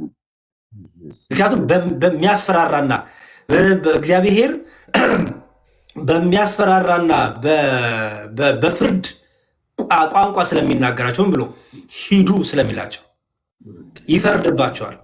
ለእኛ ደግሞ ለጸና ነው ደግሞ ይፈረድልናል። ምን ነው እንደሚለው እናንተ አባቴ ብሩካን ኑ የሚለውን የተስፋ የህይወት ቃል እንሰማለን። ስለዚህ ከቁጣውታ ወደሚመጣው ቁጣ የተባለው የፍርዱ ቀን ነው ማለት ነው። የፍርዱ ቀን ደግሞ የምናመልጠው በምንድን ይላል? ማቴዎስ ወንጌል ምዕራፍ 24 ደሜ እስከ መጨረሻው የጸና ቢኖር እርሱ ምን ይላል ነው የሚለው? ይድናል። ይድናል። አልዳንም እኮ አይደለም፣ ድኗል እኮ የሰው ግን እስከ መጨረሻው ማለት አለበት፣ መጽናት አለበት።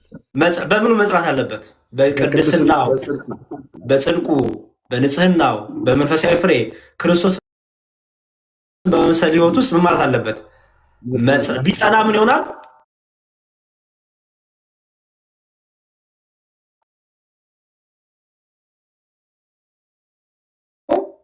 ያገኛል። በፍርድ ቀን ከቁጣ ያመልጣል ማለት ነው ባጭሩ። እግዚአብሔር ያክብር። አንድ እሱ ነው። ሌላው ግን ቅዱስ ጳውሎስ ከእኛ ስራ አልዳንም እያለ ይናገራል።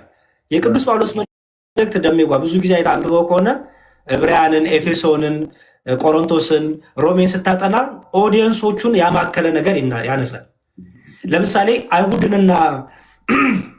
በአይሁድና በአሕዛብ መካከል ክርክር ነበር ታውቃለህ። እነዚህ አሕዛብ የመጡት በምንድን ነው? ወደ ክርስቶስ የጨመሩት በጥምቀት ነው አይደል? አይሁዶች ደግሞ አስቀድሞ በግርዘት የአብርሃም ዘር አይደሉ? ግርዘታቸውን ይመኩበት ይመጻደቁበት ነበር። ስለዚህ ሰው የሚድነው በግርዘት አይደለም። ሰው የሚድነው በእምነት ነው። ወደ ክርስቶስ ኅብረት ስትመጣ በእምነት ነው የምትጨመረው፣ በእምነት ነው የምትመጣው። አምነ በመጠመቅ ነው ወደ ግንዱ የምትጣበቀው እንጂ በእኛ ስራ አይደለም አይደል? በእኔ ስራ አይደለም። የክርስቶስ አካል ለመሆን እኔ ማዋጫው አለ እንዴ? የለም ወይ? የክርስቶስ አካል ለመሆን ለምሳሌ የብሉይ ኪዳን ህዝበ እስራኤል የእግዚአብሔር ህዝብ ለመባል ምን መደረግ ነበረባቸው? መገረዝ ነበረባቸው አይደለ? መጀመሪያ ላይ በብሉይ ኪዳን። አሁን ግን መገረዝ አለመገረዝ አይጠቅምም አለ ቅዱስ ጳውሎስ። በቃ አይጠቅም መገረዝ አለመገረዝ። አየኸው፣ መገረዝ አለመገረዝ አይጠቅምም። አሁን በክርስቶስ ባለን እምነት ምን እንሆናለን? ሁላችንም ወደ ህይወት እንጨመር፣ የእግዚአብሔር ልጆች እንሆናለን፣ ወደ አካሉ እንጨመራለን። ስለዚህ ከኛ አይደለም ያን ጽድቅ ያገኘ ነው። ጽድቃችን ክርስቶስ ነው ሲባል ምን እያልን ነው? ከኛ ባልሆነ እኛ ባላዋጠንበት በቸርነቱ በፍቅሩ በመሆነ ምሕረት ተደረገልን እያልን ነው። ይሄ ማለት ግን ታዲያ በጽድቅ አንመላለስ ማለት ነው? ይሄ ማለት ታዲያ ግን በፍሬ አንመላለስ ማለት ነው? አይደለም። ስለዚህ በቸርነቱ አይደለ እኛ ኦርቶዶክሲያን የፈለገ መልካም ስራ ብንሰራ ምንድን ነው የምንለው? እንደ ቸርነት ተቀበልልን አይደለም ነው። ለምን? መጽሐፍ ቅዱስ ምን ስለሚል ማንም የቆመ ቢመስለው ምን እንዳይል ይጠንቀቅ፣ እንዳይወድቅ ይጠንቀቅ። እንዳይወድቅ ይጠንቀቅ ለምን አለ እንዴ? መቆም በራሱ እስከ መጨረሻው መቆም ከሆነ እንዳይወድቅ ለምንድነው ይሄ የሚጠነቀቀው? ይሄ የቆመ ሰው ምን ስላለበት ነው? ስጋዊ ስለሆነ ድካም ስላለበት አይደለ? ድካም ይኖራል። እየተመኘ እየሰራ እያሰበ ሊበድል ይችላል፣ ይበድላል። ስለዚህ ጽድቅ መልካም ነገር እንኳን ብንሰራ መልካም ነገራችን አያስመካንም። መልካም ነገር እንኳን ሰርተ ምንድን ነው የምንለው? እንደ ቸርነት። ለዚህ ማስረጃ ልስጥና ልጨርስ። ማቴዎስ ወንጌል አስተውሎ ከሆነ እነዛ ብራብ አላበላችሁኝም፣ ተጠምቼ አላጠጣችሁኝም እንዲህ ብሎ ጌታ ይጠይቃል። ትዝ ይላል። ከዛ ግን ቅዱሳን የመለሱለት መልስ አለ። እነዛ በቀኝ ወደ ዘላለም ሕይወት የሚገቡት ምን ብለው መለሱ? ጌታ ሆይ እንዴ መቼ ተርበህ አበላን? መቼ ተጠምታ አጠጣን? መቼ ታርዛ አለበስን አሉት አይደል? ጌታ ምንድን ነው ያላቸው? እንዴ እናንተማ ስላደረጋችሁ አይደለም የሚለው?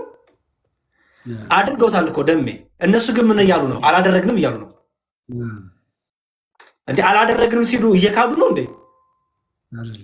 አድርገውታል ግን ለሱ ብለው አይደለም። ያ ባደረግነው አይደለም እንደ የመጣው እያሉ አይደለም ቅዱሳን። አየህ፣ አማኞች የሚመኩ የሚመጻደቁ አይደሉም። እኔ እኮ እንዲህ ነኝ፣ እኔ እኮ እንዲህ አድርጌ፣ እኔ እኮ በዚህ ወጥቼ፣ የኔ ጽድቅ የኔ እያሉ የሚመኩ አይደሉም። ሁሌ ምን ያደርጋሉ? ጌታ ሆይ እኛ ምን አደረግን ይላሉ። ቸርነትን ጠብቆን እንጂ ምሕረት፣ ረድኤት፣ ይቅርታ ይዞን እንጂ እኛስ ምን አደረግን? አርገውታል እኮ ኖረውታል እኮ። ነዳያኑን መግበዋል፣ ድሆችን ሰብስበዋል፣ መልካም ነገርን አድርገዋል፣ በፍቅር ተመላልሰዋል። ግንስ አይመኩም በዛ። ምክንያቱም ትምክታቸው ማን ነው? ክርስቶስ። ትምክታቸው ማን ነው? ምሕረቱ፣ ቸርነቱ፣ ረድኤቱ። እዚህ ቅዳሴያችን ላይ ምን ብለን እንጸልያለን? ትዝ ይል እንደሆነ ደሜ ጻድቃንን ብትምራቸው ከጽድቃቸው የተነሳ ነው ይባላል። ኃጥአንን ብትምራቸው ግን ያን ጊዜ መሐሪ ትባላለህ ይላል። አየኸው፣ እግዚአብሔር ጻድቃንን ቢምር እንዲያው ከመልካም ስራቸው የተነሳ ማራቸው ይባላል። ኃጢአተኞችን ቢምርስ የዛን ሰዓት መሐሪ ይባላል። አየህ፣ ለምን? ኃጢአተኛን የሚምር ስለሆነ። ኃጢአተኛውን መማሩ ይደንቃል።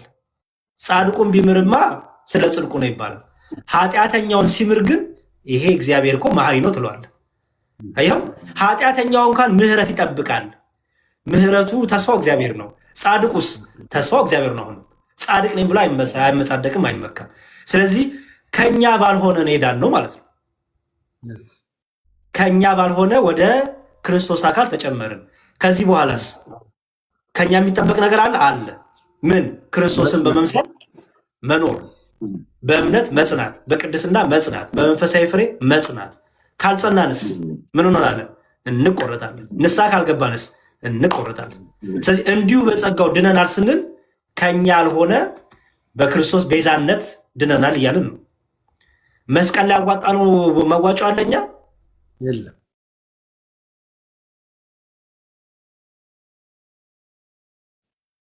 በመስቀል ላይ ያደረግነው ድርሻ አለን እኛ የለም። እንዲሁ በጸጋው እንሄዳለን አይደለ? ያ ጸጋው ምንድን ነው? ባይዘወይ እችን ልፍታና ልጨርስ። ጸጋው የተባለው ምንድን ነው? የእግዚአብሔር ጸጋ የተባለው ልጁ ክርስቶስ አይደል እንዴ? አይደለ? ጸጋውን ደግሞ ያገኘነው በመስቀል ላይ በቤዛነቱ አይደለ? እዚህ ሁላችንም እንዲሁ በጸጋው እንሄዳለን። ይህ በመስቀል ላይ ክርስቶስ ቤዛ ሲሆን ለተወሰኑ ግሩፖች ነው? ለዓለሙ ነው። ለዓለም ሁሉ ነው አይደለ? መድኃኒት ለሚያስፈልጋቸው ሁሉ ጌታ ምን ሆነ? በቃ ጽድቃችን ሆነ አይደለ? ጸጋው ክርስቶስ እንዲሁ አዳነን። ኦኬ፣ እንዲሁ አዳነን ክርስቶስስ ከዚህ በኋላ ከኔና ከአንተ ምን ይጠበቃል? ወደ ክርስቶስ የመጣን ሰዎች በአካል ያለን ሰዎች በንጽህና በቅድስና እየዳንን ዕለት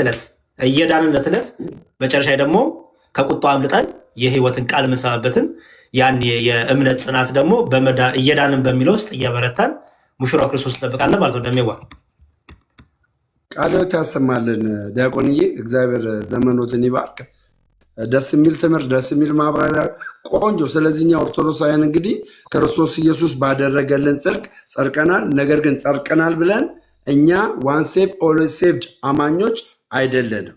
እያስተማሩ እየሰማችሁ እንደሆነ ዋን ሴቭድ ኦልዌይስ ሴቭድ አማኞች አንዴ ድኛለሁ ኃጢአት ብሰራ ድነቴን አላጣም አይባልም። እኛ ኦርቶዶክስ ውስጥ አላጣም አንልም። እኛ ኦርቶዶክሳውያን ድነታችንን በመፍራትና በመንቀጥቀጥ አለ ፊልጵስዩስ 2:12 ላይ ድነታችሁን እንግዲህ በመፍራትና በመንቀጥቀጥ ፈጽሙት ብሎ ስለሚናገር እንደዛ በመሆን ያንን እንነገራል። ግን ማንም እኛ ጨለማ ውስጥ ናችሁ ቢሉን አይደለንም። ከጨለማ ክርስቶስ ኢየሱስ በደሙ አጽድቆናል። ያጸደቀን ደም ደግሞ እኛ ጸንተን እንድንኖር እንቀጥላለን ብለን ዲያቆን እንዳስተማረን እንደዛ እንላለን ማለት ነው። ሁላችሁንም ቴንኪው። ይሄኛው ጥያቄ ዕብራውያን 1 ላይ ነው። ዕብራውያን 1 ላይ እንግዲህ እኛ የሥላሴ አማኞች ነንና እዚህ ጋር ማን የተናገረው የሚል ነው እና ትንሽ ክርክር ስለነበረበት ምናልባት ይህን ክፍል ከዚህ በፊትም ተወያይቶት ከሆነ ክሊር እንዲያደርጉልን ነው። ኦኬ። በነገራችን ላይ ይቅርታ አድርጉልኝና ቅድም አንድ ነገር ብለዋል። አንድ ሰው በኃጢአት ተጨማልቆ በንስሐ ሕይወት ካልተመለሰ እንደው እዚህ ጋር ክሊር እንዲያደርጉልን ለሕዝቡም ለእኛም በንስሐ ሕይወት ሳይመለስ ከዚህ ዓለም በሞት ቢያልፍ ይሄ ሰው የዘላለም ሕይወት አይወርስም። ምክንያቱም በኃጢአት ተጨማልቋል ብለውናል። እንደዛ እና ለዚህ ሰው ፍትሐት ቢደረግ እግዚአብሔር ለካህኑ በሰጠው ስልጣን ምሕረትን የሚያገኝ ይመስሎታል? ዲያቆንዬ፣ እኛ ለሰዎች ሲኦል እንዲገቡ አንጸልይም። ሲጀመር ደሜዋ እንኳን ለክርስቲያን ወገናችን አካላችን አይደለም ለሚያርዱን እንኳን ምሕረት ነው የምንጸልየው። እግዚአብሔር ምሕረት እንዲያደርግ እግዚአብሔር ይቅር እንዲል። በነገራችን ላይ በጸሎታችን ላይ ሁሌም እግዚአብሔር ሆይ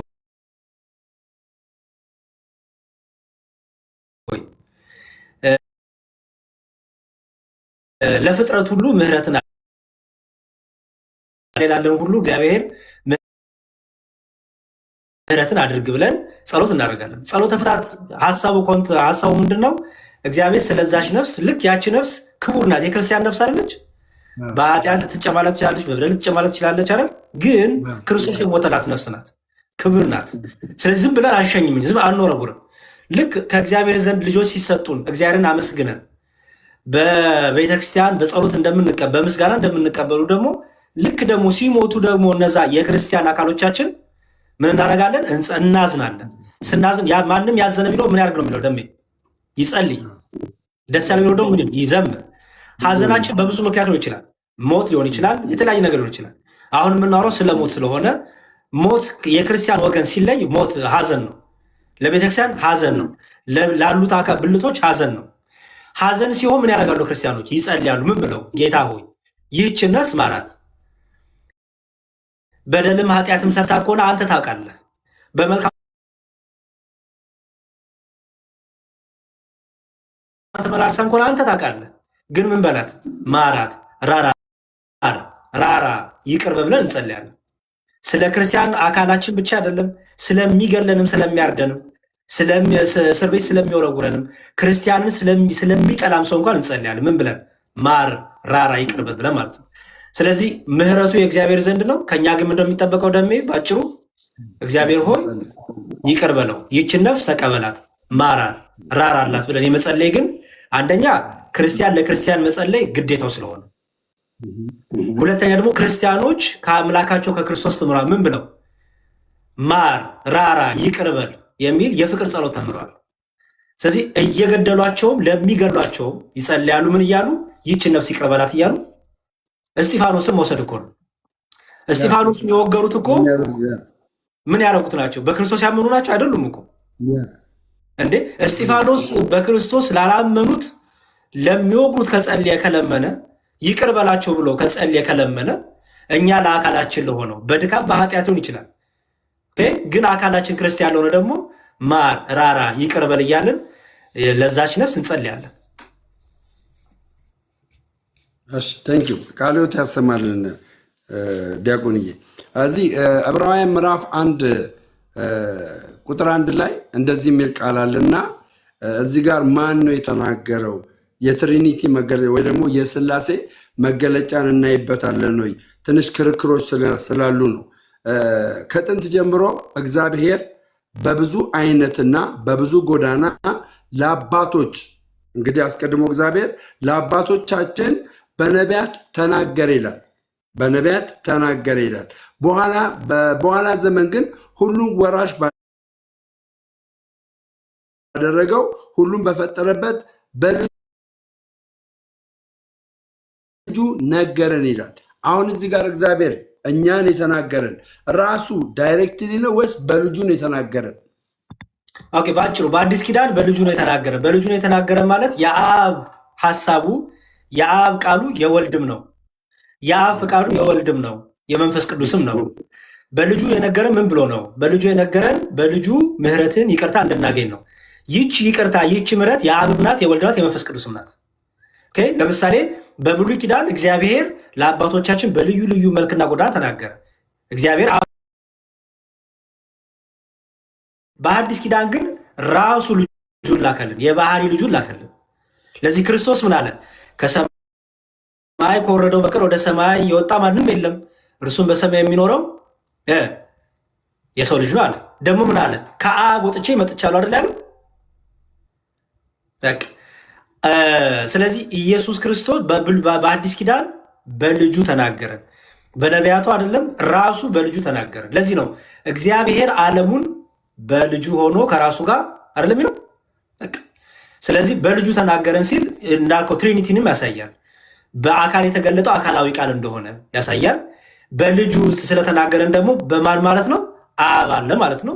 ስለዚህ የአብ አባትነትን ታያለ፣ የወልድ ደግሞ የባህሪ ልጅነት ታያለ ማለት ነው። ስለዚህ ያንን በደንብ ግልጽ አድርጎ ነው የሚያስቀምጠው። ትሪኒቲንም ያነሳል እንዳልከው ደሜዋ።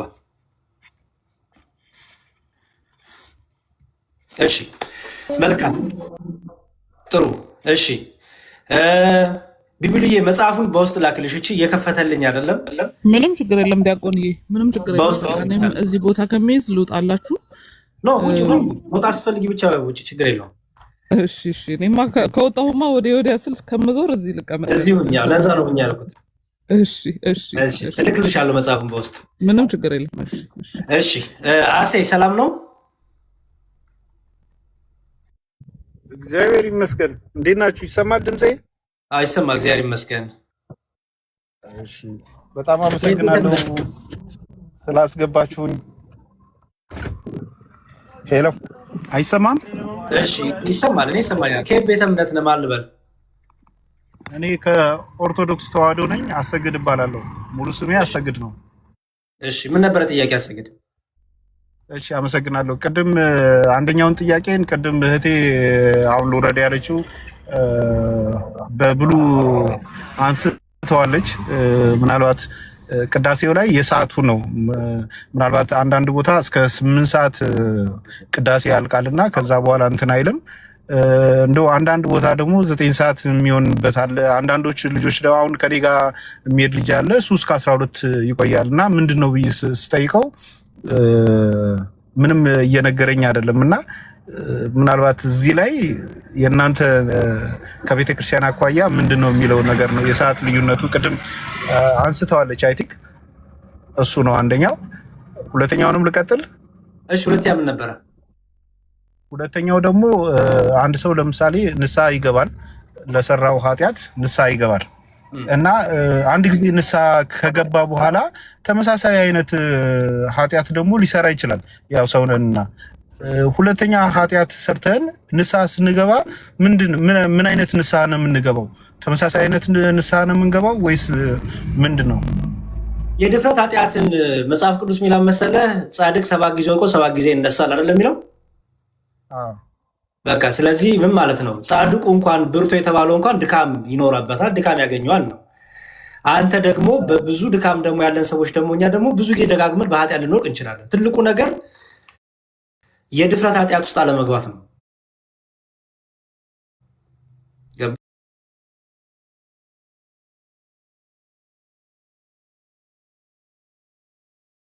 ለዚህ ነው እናንተ ሸክማችሁ የከበዳችሁ ወደ እኔ ኑ፣ በድካማችን ደግሞ የሚራራና የሚያዝንልን የሚራራልን አባትና አምላክ አለን አይደለ? አስተውል። በድካማችን ምን የሚል የሚራራልን ነው የሚለው። ይሄ ድካማችን የድፍረት እንዳይሆን ነው መጠንቅ ያለብን። የድፍረት ማለት ነው ኃጢአትን መውደድ፣ ኃጢአትን ማጣጣም፣ ኃጢአትን እየጣፈጠ ሆን ብለህ ስታደርገው ማለት እየደጋገምክ አየኸው። በቃ ልክ ልብን አደንድነህ የንስሐ ልብ የለህም፣ የመጸጸት ልብ የለህም፣ የማዘን ልብ የለህም። ኃጢአትን በድፍረት እያጣጠምካት በጣም በቃ ኢንጆ እያረካት የምትሰራው ከሆነ ይሄ በጣም ከባድ ነው። ንስሐ እንኳን የምትገባው ማላገጥ ነው የሚሆነው፣ ፌዝ ነው የሚሆነው። ኦኬ። ሁለተኛው አይነት ንስሐ ግን አለ። የትኛው ትክክለኛው ንስሐ? ለምሳሌ የጴጥሮስና የይሁዳን ንስሐ እንይ። ጴጥሮስ ትበድላለህ ተባለ አይደለ? ምን ተባለ? ትክደኛለህ አለ። ጴጥሮስ ምን አለ? አልክድህም ጌታ አለ። ኦኬ አልክድህም አለ፣ ካደ። ሲክድ ጴጥሮስ ምን አደረገ? ንስሐ ገባ አይደል? ንስሐ ገባ፣ እግዚአብሔር ተቀበለው። ለምንድነው የጴጥሮስን እግዚአብሔር የተቀበለው ቢባል ከልብ የሆነ ከእንባ የሆነ ከልብ የሆነ ጸጸት ስለሆነ ማለት ነው። የይሁዳን ስትመለከት ግን ተቃራኒ ነገር ታያለ። ይኸው ይሁዳ ልቡን ያደነደነ ልቡን ያጸና ኢቭን ንስሐ እንኳን አገባቡ መጨረሻ ንስሐ ሊገባ እንኳን ቢሞክር የብልጣ ብልጥነት ነበር። በቃ ልክ ሞቼ አስቀድሜ በቃ ቀድሜ ሄጄ ቀድሜ ሞቼ የዛ ሰዓት ከሲኦል ነፍስ ሳይወጣ እኔም በቃ በሚል የብልጣ ብልጥነት በውስጡ ብልጣ ብልጥነት ያለው ፍጹም ጸጸት የሌለው ፍጹም መመለስ የሌለው ፍጹም መሰበር የሌለው ንስሐ ነበር። ስለዚህ ምንድነው መልሴ ባጭሩ? ኃጢአት እየደጋገም ትሰራለህ፣ ድካም ስላለብህ ኃጢአት እየደጋገም ትሰራ፣ ተስፋ እንዳትቆርጥ ንስሐ ግባ። ንስሐ እንዴት ነው ስትል በቃ የሰራውን ኃጢአት መናዘዝ ነው። ጌታ ሆይ ዘማዊ ነኝ፣ ጌታ ሆይ ሌባ ነኝ፣ ጌታ ሆይ እየደጋገም በዝሙት ኃጢአት ወድቄያለሁ፣ ፊት ልቆም አይገባኝም እያልክ ንስሐ መግባት፣ ከንስሐ አባት ጋር ንስሐን እየገባ እየተነጋገር በምክረ ካህን መቆየት። ምክንያቱም መንፈሳዊ ህይወት ሩጫ ነው አይደል ወንድሜ? አይደል? በሩጫ ውስጥ ሩጫ ሜዳ ላይ ያለው በሩጫ ሜዳ ላይ ምን አለ? ያ በሩጫ ውስጥ ስላለ መውደቅ መነሳቱ አለ፣ ፈተናው አለ። ሴጣን ደግሞ ዝምም አይልም ሲጀምር። ምክንያቱም ሴጣን እስከ መጨረሻው ድረስ ይታገላል። ለዚህ ነው ጌታ እስከ መጨረሻ ሲጸና ቢኖር እሱ ይድናል ያለው፣ እንዳትጸና ፈተና መከራ ስላለብህ ማለት ነው። ስለዚህ ሴጣን እየደጋገመ ሲዋጋ አንተ ልታሸንፈው የምትችለው ጎበዝ ነኝ ጀግና ነኝ እያልክ በትምክት አይደለም። ሴጣን ልታሸንፈው የምችለው ዛሬም ኃጢአት ብትሰራ አሁንም ንስሐ መግባት፣ ጸሎትን አለማቆም፣ ንስሐን አለማቆም፣ እግዚአብሔር ፊት መቆምን አለማቆም፣ ተስፋ አለመቁረጥ፣ የእግዚአብሔር መሐሪነት ቸርነት ዕለት ዕለት ደጅ መጥናት። ያ ምን ይሰጣል መሰለ?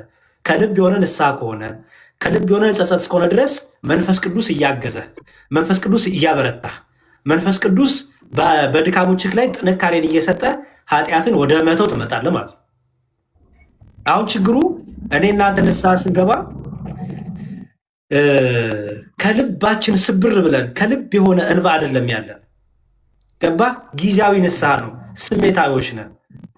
በቃ ዝሙት ዛሬ ስለሰራው ነው በቃ በጣም አልቅሼ ምናምን። ከዛ በኋላ ግን ተመልሼ ወደ ዝሙቱ ደግሞ እገኛለሁ።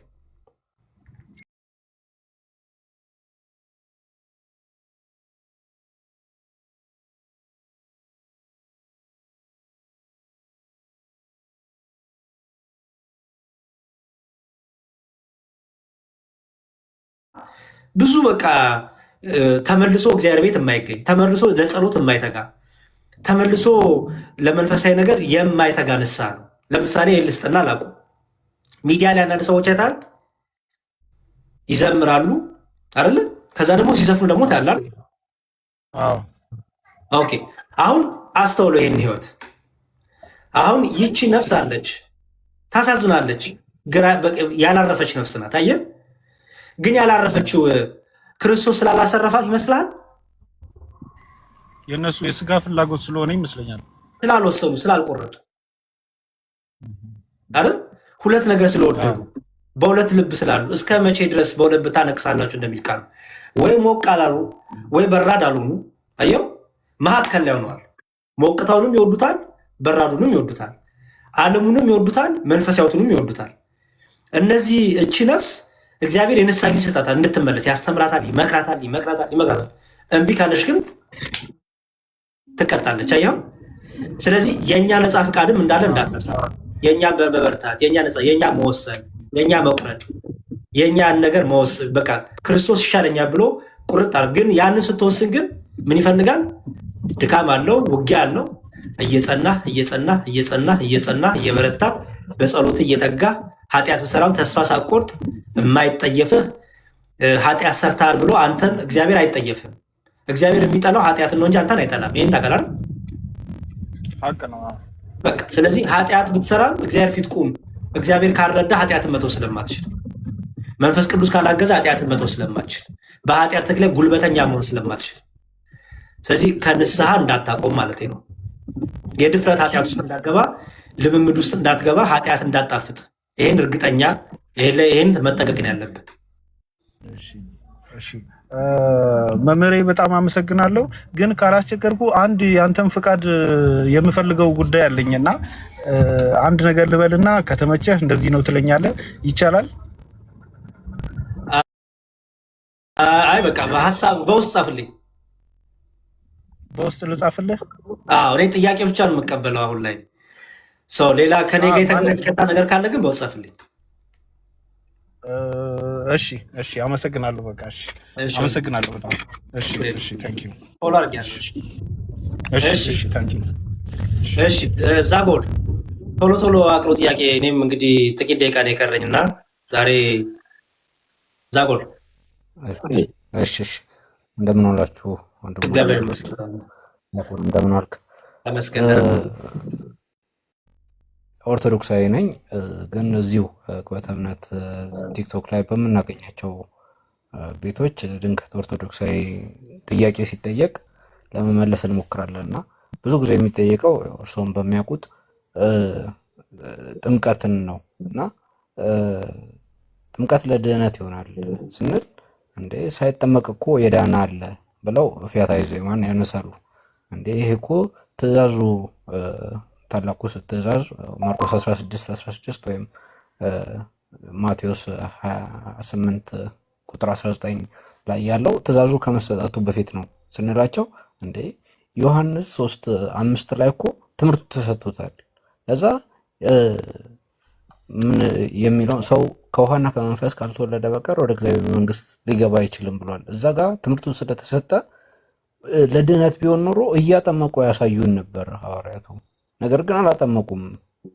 ለዛ ይሄ ማንዳቶሪ አይደለም የሚል ሀሳብ ያነሳሉ።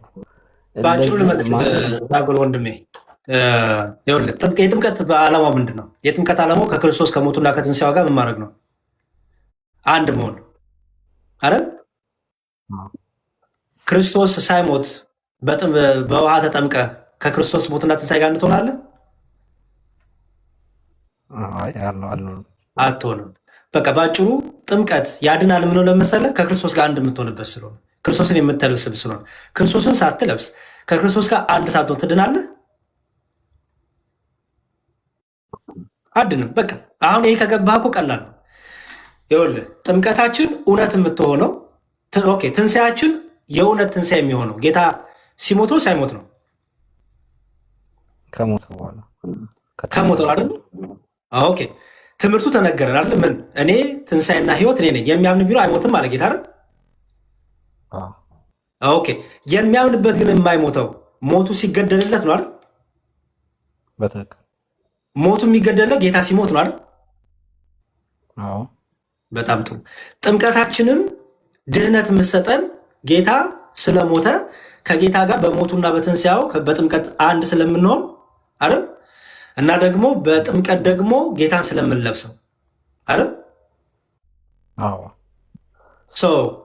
ይሄ ነገር አንዴ ቆይ፣ ዋርኒንግ እየሰጠኝ ነው።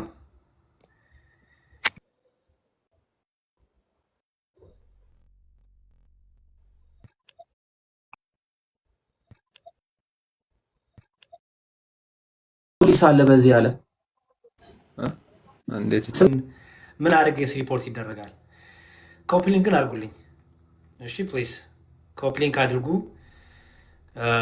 በጣም ይቅርታ አፈረጣችሁ፣ ወደቃችሁ፣ ወገባችሁን ይዛችኋል ብዬ አስባለሁ።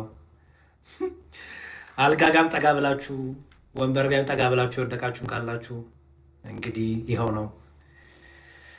ለነገሩ ረጅም ሰዓት ቆይተናል።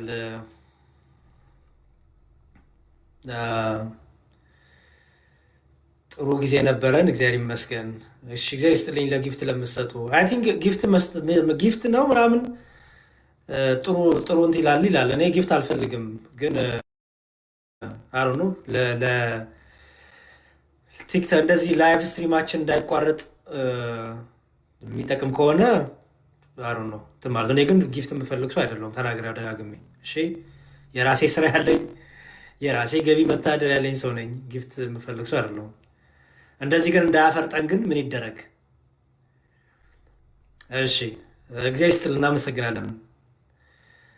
እሺ እንዳይበዛ ደግሞ እሺ፣ እንዳታበዙት። ቃሪያ የሰጠኝ ሰው አለ፣ በጣም ጥሩ ነው። ተቃጠል ነው አቃጠልከኝ ነው ምንድን ነው? ቃሪያ ሁለት ትርጉም አለው፣ ተቃጠል ወይ ደግሞ አቃጠልከኝ ነው። የትኛው ነው ቃሪያ የሰጠኝ ሰው? እሺ እግዚአብሔር ይስጥልኝ። ቃሪያ የሰጠኝ ሰው ምንድን ነው ዓላማ?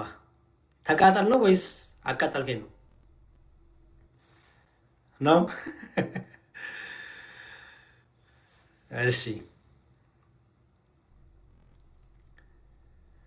ወደ ላኮ ጊፍቱን ይላል አንድ ሰው። ውይይት አልነበረም፣ ውይይት ሳይሆን ጥያቄ እንድጠይቁ ነበረ። እሺ እግዚአብሔር ይስጥልኝ፣ እግዚአብሔር ይስጥልኝ። እግዚአብሔር ይመስገን ደህና ነኝ፣ እግዚአብሔር ይስጥልን። ሞዴል ገበሬ ለምታስመስሉልኝ ለእናንተ እግዚአብሔር ይስጥልኝ። የዓመቱ ምርጥ ገበሬ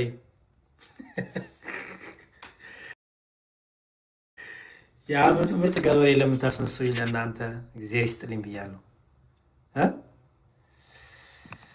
እሺ አዎ፣ ቅድም በነገራችን ላይ ቅድም ፍትሐ ነገሥት አንቀጽ 55 አኳችሁ ተሳስቻለሁ። እሺ ይቅርታ፣ ገጽ እናንትኑን ሳላስተውሎ ቀርቼ ነው። እሺ አንቀጽ 15 ነው የጾሙ ትእዛዝ ያለበት አንቀጽ 15 ነው። ቅድም ተሳስቻለሁ፣ በጣም ይቅር በሉኝ። እያዩ ፊት ለፊት እያዩት ያሉት ገጹን ነበረ እንጂ አንቀጹን አላየሁትም እና አምታትቸው ነው አሉ አውጭ ነው፣ ይቅር በሉኝ። አንቀጽ 15 እሺ፣ ከሰው ዝገት ከብረት ስህተት አይጠፋም ብዬ ነው። ከሰው ዝገት ከብረት ስህተት አይጠፋም። አሁንም ለዚህ ንግግር ይቅርታ ጠይቀውልኝ፣ ተሳስታል በሉኝ።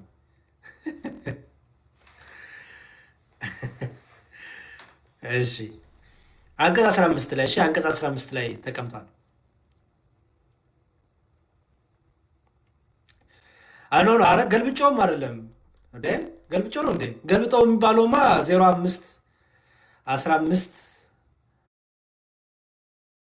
50 ተቋርጣ አላውቅም። ዋርኒንግ ሰጠኝና አስወጣኝ። ለዚህ ነው የተቋረጠባችሁ። ይቅር በሉኝ እሺ።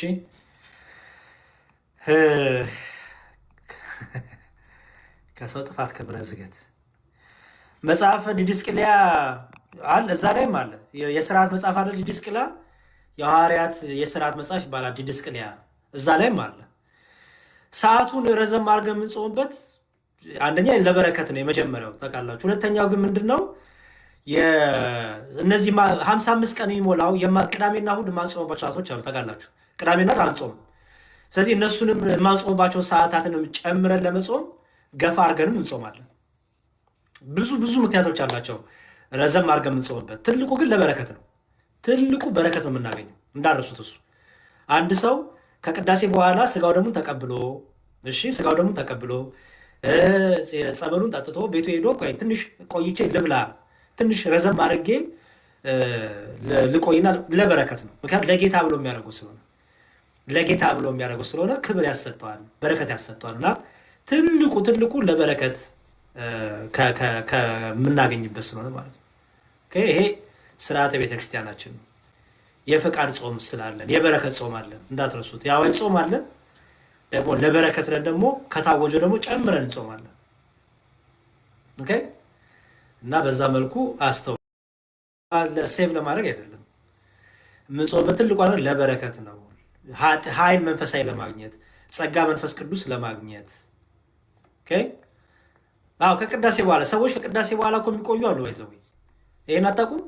ከቅዳሴ በኋላ ስጋው ደግሞ ተቀብሎ አንድ ሰው ቆይቼ ልብላ ማለት ይችላል። አይከለከልም። በጣም በዚህ የተጉ ሰዎች አሉ። ለበረከት ብለው ነው የሚያደርጉት። ለበረከት ብለው ነው። ይሄ ማለት ግን ከቅዳሴ በኋላ ያሉ ሰዎች መብላት ቢሹ ይከለከላሉ? አይከለከሉም። አንድ ሰው በረከት ላግኝ የበለጠ ጸጋ ላግኝ ካለ እንደዛ ማድረግ ነው። ግን አግባብ ነው ለምትሉ አንቀጽ 15 ቆይ ፍትሐ ነገሥቱን ላሳያችሁ። ችግሩ እኮ አሁን መጽሐፉ ምን ይላል ብላችሁ አይ ዶንት ቲንክ ሪፈር እያደረጋችሁ አይደለም። እሺ እዩት። ይሄ ስለ ጾም ነው። ይሄው አንቀጽ 15 ይሁት ስለ ጾሞች ይላል። ስለ ጾሞች ያችሁት ስለ ጾሞች ይልና ጾምስ በሕግ ውስጥ በታወቀው ጊዜ የሰው ከምግብ መከልከል ነው፣ በደሉን ለማስተሰሪ ዋጋውን ለማብዛት ይላል። አስተውሉ።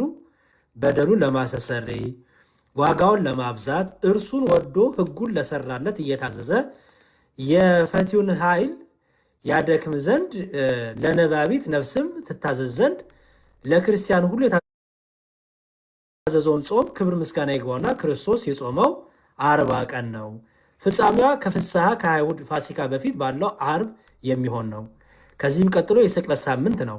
እነዚህም እስከ 12 ሰዓት ድረስ ይጾማሉ። አያችሁት? ከስቅለት የስቅለት ሳምንት ላይ ሰሞነ ሕማማት ላይ ያሉት ማለት ናቸው። ቅዳሴ የለም ታውቃላችሁ። እስከ 12 ሰዓት ድረስ እንጾማለን። አሁን ይሁት እዚህ ጋር ምን ይላል? ይሁት ከነዚህ ይላል በእነዚህ በታዘዙት ጾሞች ከቀኑ እስከ 9 ሰዓት ድረስ ይጹሙ። አስተውሉ። ከቀኑ እስከ ሰዓት ይጹሙ፣ እስከ 9 ሰዓት ይጹሙ። ከአሳ በቀር ስጋ አያብሉባቸው ይልና ከነዚህ ከታዘዘው አብልጦ የጾመ ግን ዋጋው ይበዛለታል። አያችሁት?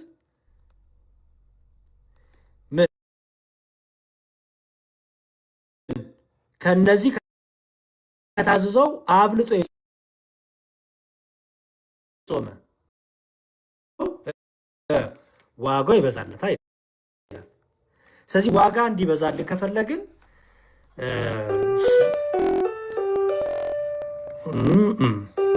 ማን ነው የሚደውለው ትላላችሁ? ማን ነው የሚደውለው?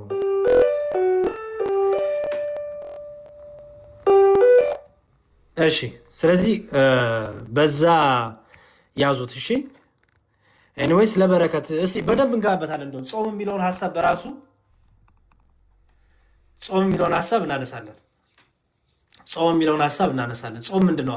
ለምሳሌ ክርስቲያኖች ለምንድን ነው የምንጾመው? ምን ታዘን ነው የምንጾመው? አሳ አይበላም። አሁን አሳ ይበላል አይበላም? ይበላል። ከእናንተ ጋር መነጋገር አለብን።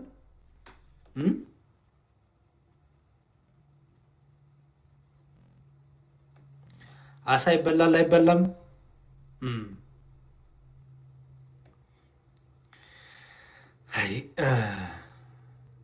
እሺ፣ ለማንኛውም ጾም ምንድን ነው? አሁን ይመስለኛል አንዳንድ ጥያቄዎችም እየተነሱ ነው እንደሰማሁት። ምን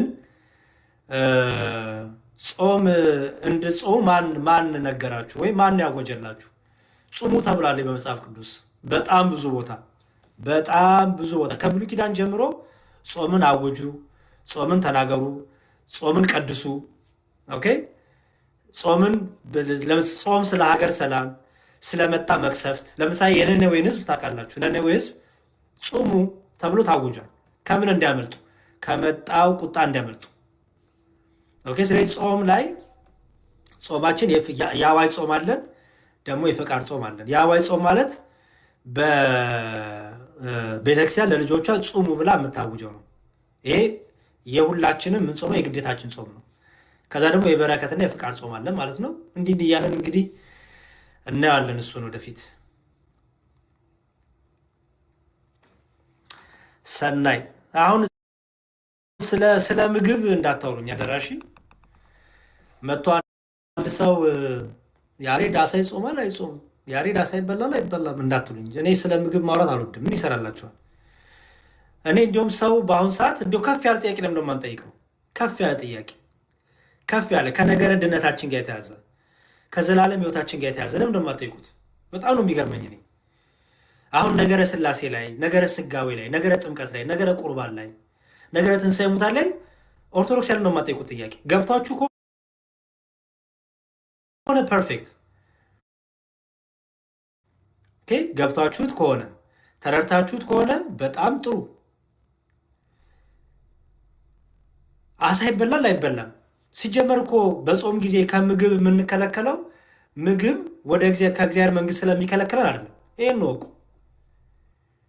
አንድ ሰው ስጋ ስለበላ ሲኦል ይገባል እያልን አይደለም። እና እንዲሁ ስለ ምግብ ባናውራ እውነት እንዴ! ክርስቲያን እኮ ከመብላት እኮ እንዲሁም ለጾም ነው የሚያደለው። አስተውሉ። ከመብላት ለጾም አይደለም። ክርስቲያን ከመብላት ለጾም ነው የሚያደለው። ምክንያቱም እንዴ አመቱ ሙሉ ብንጾምስ እንዲ አድሎን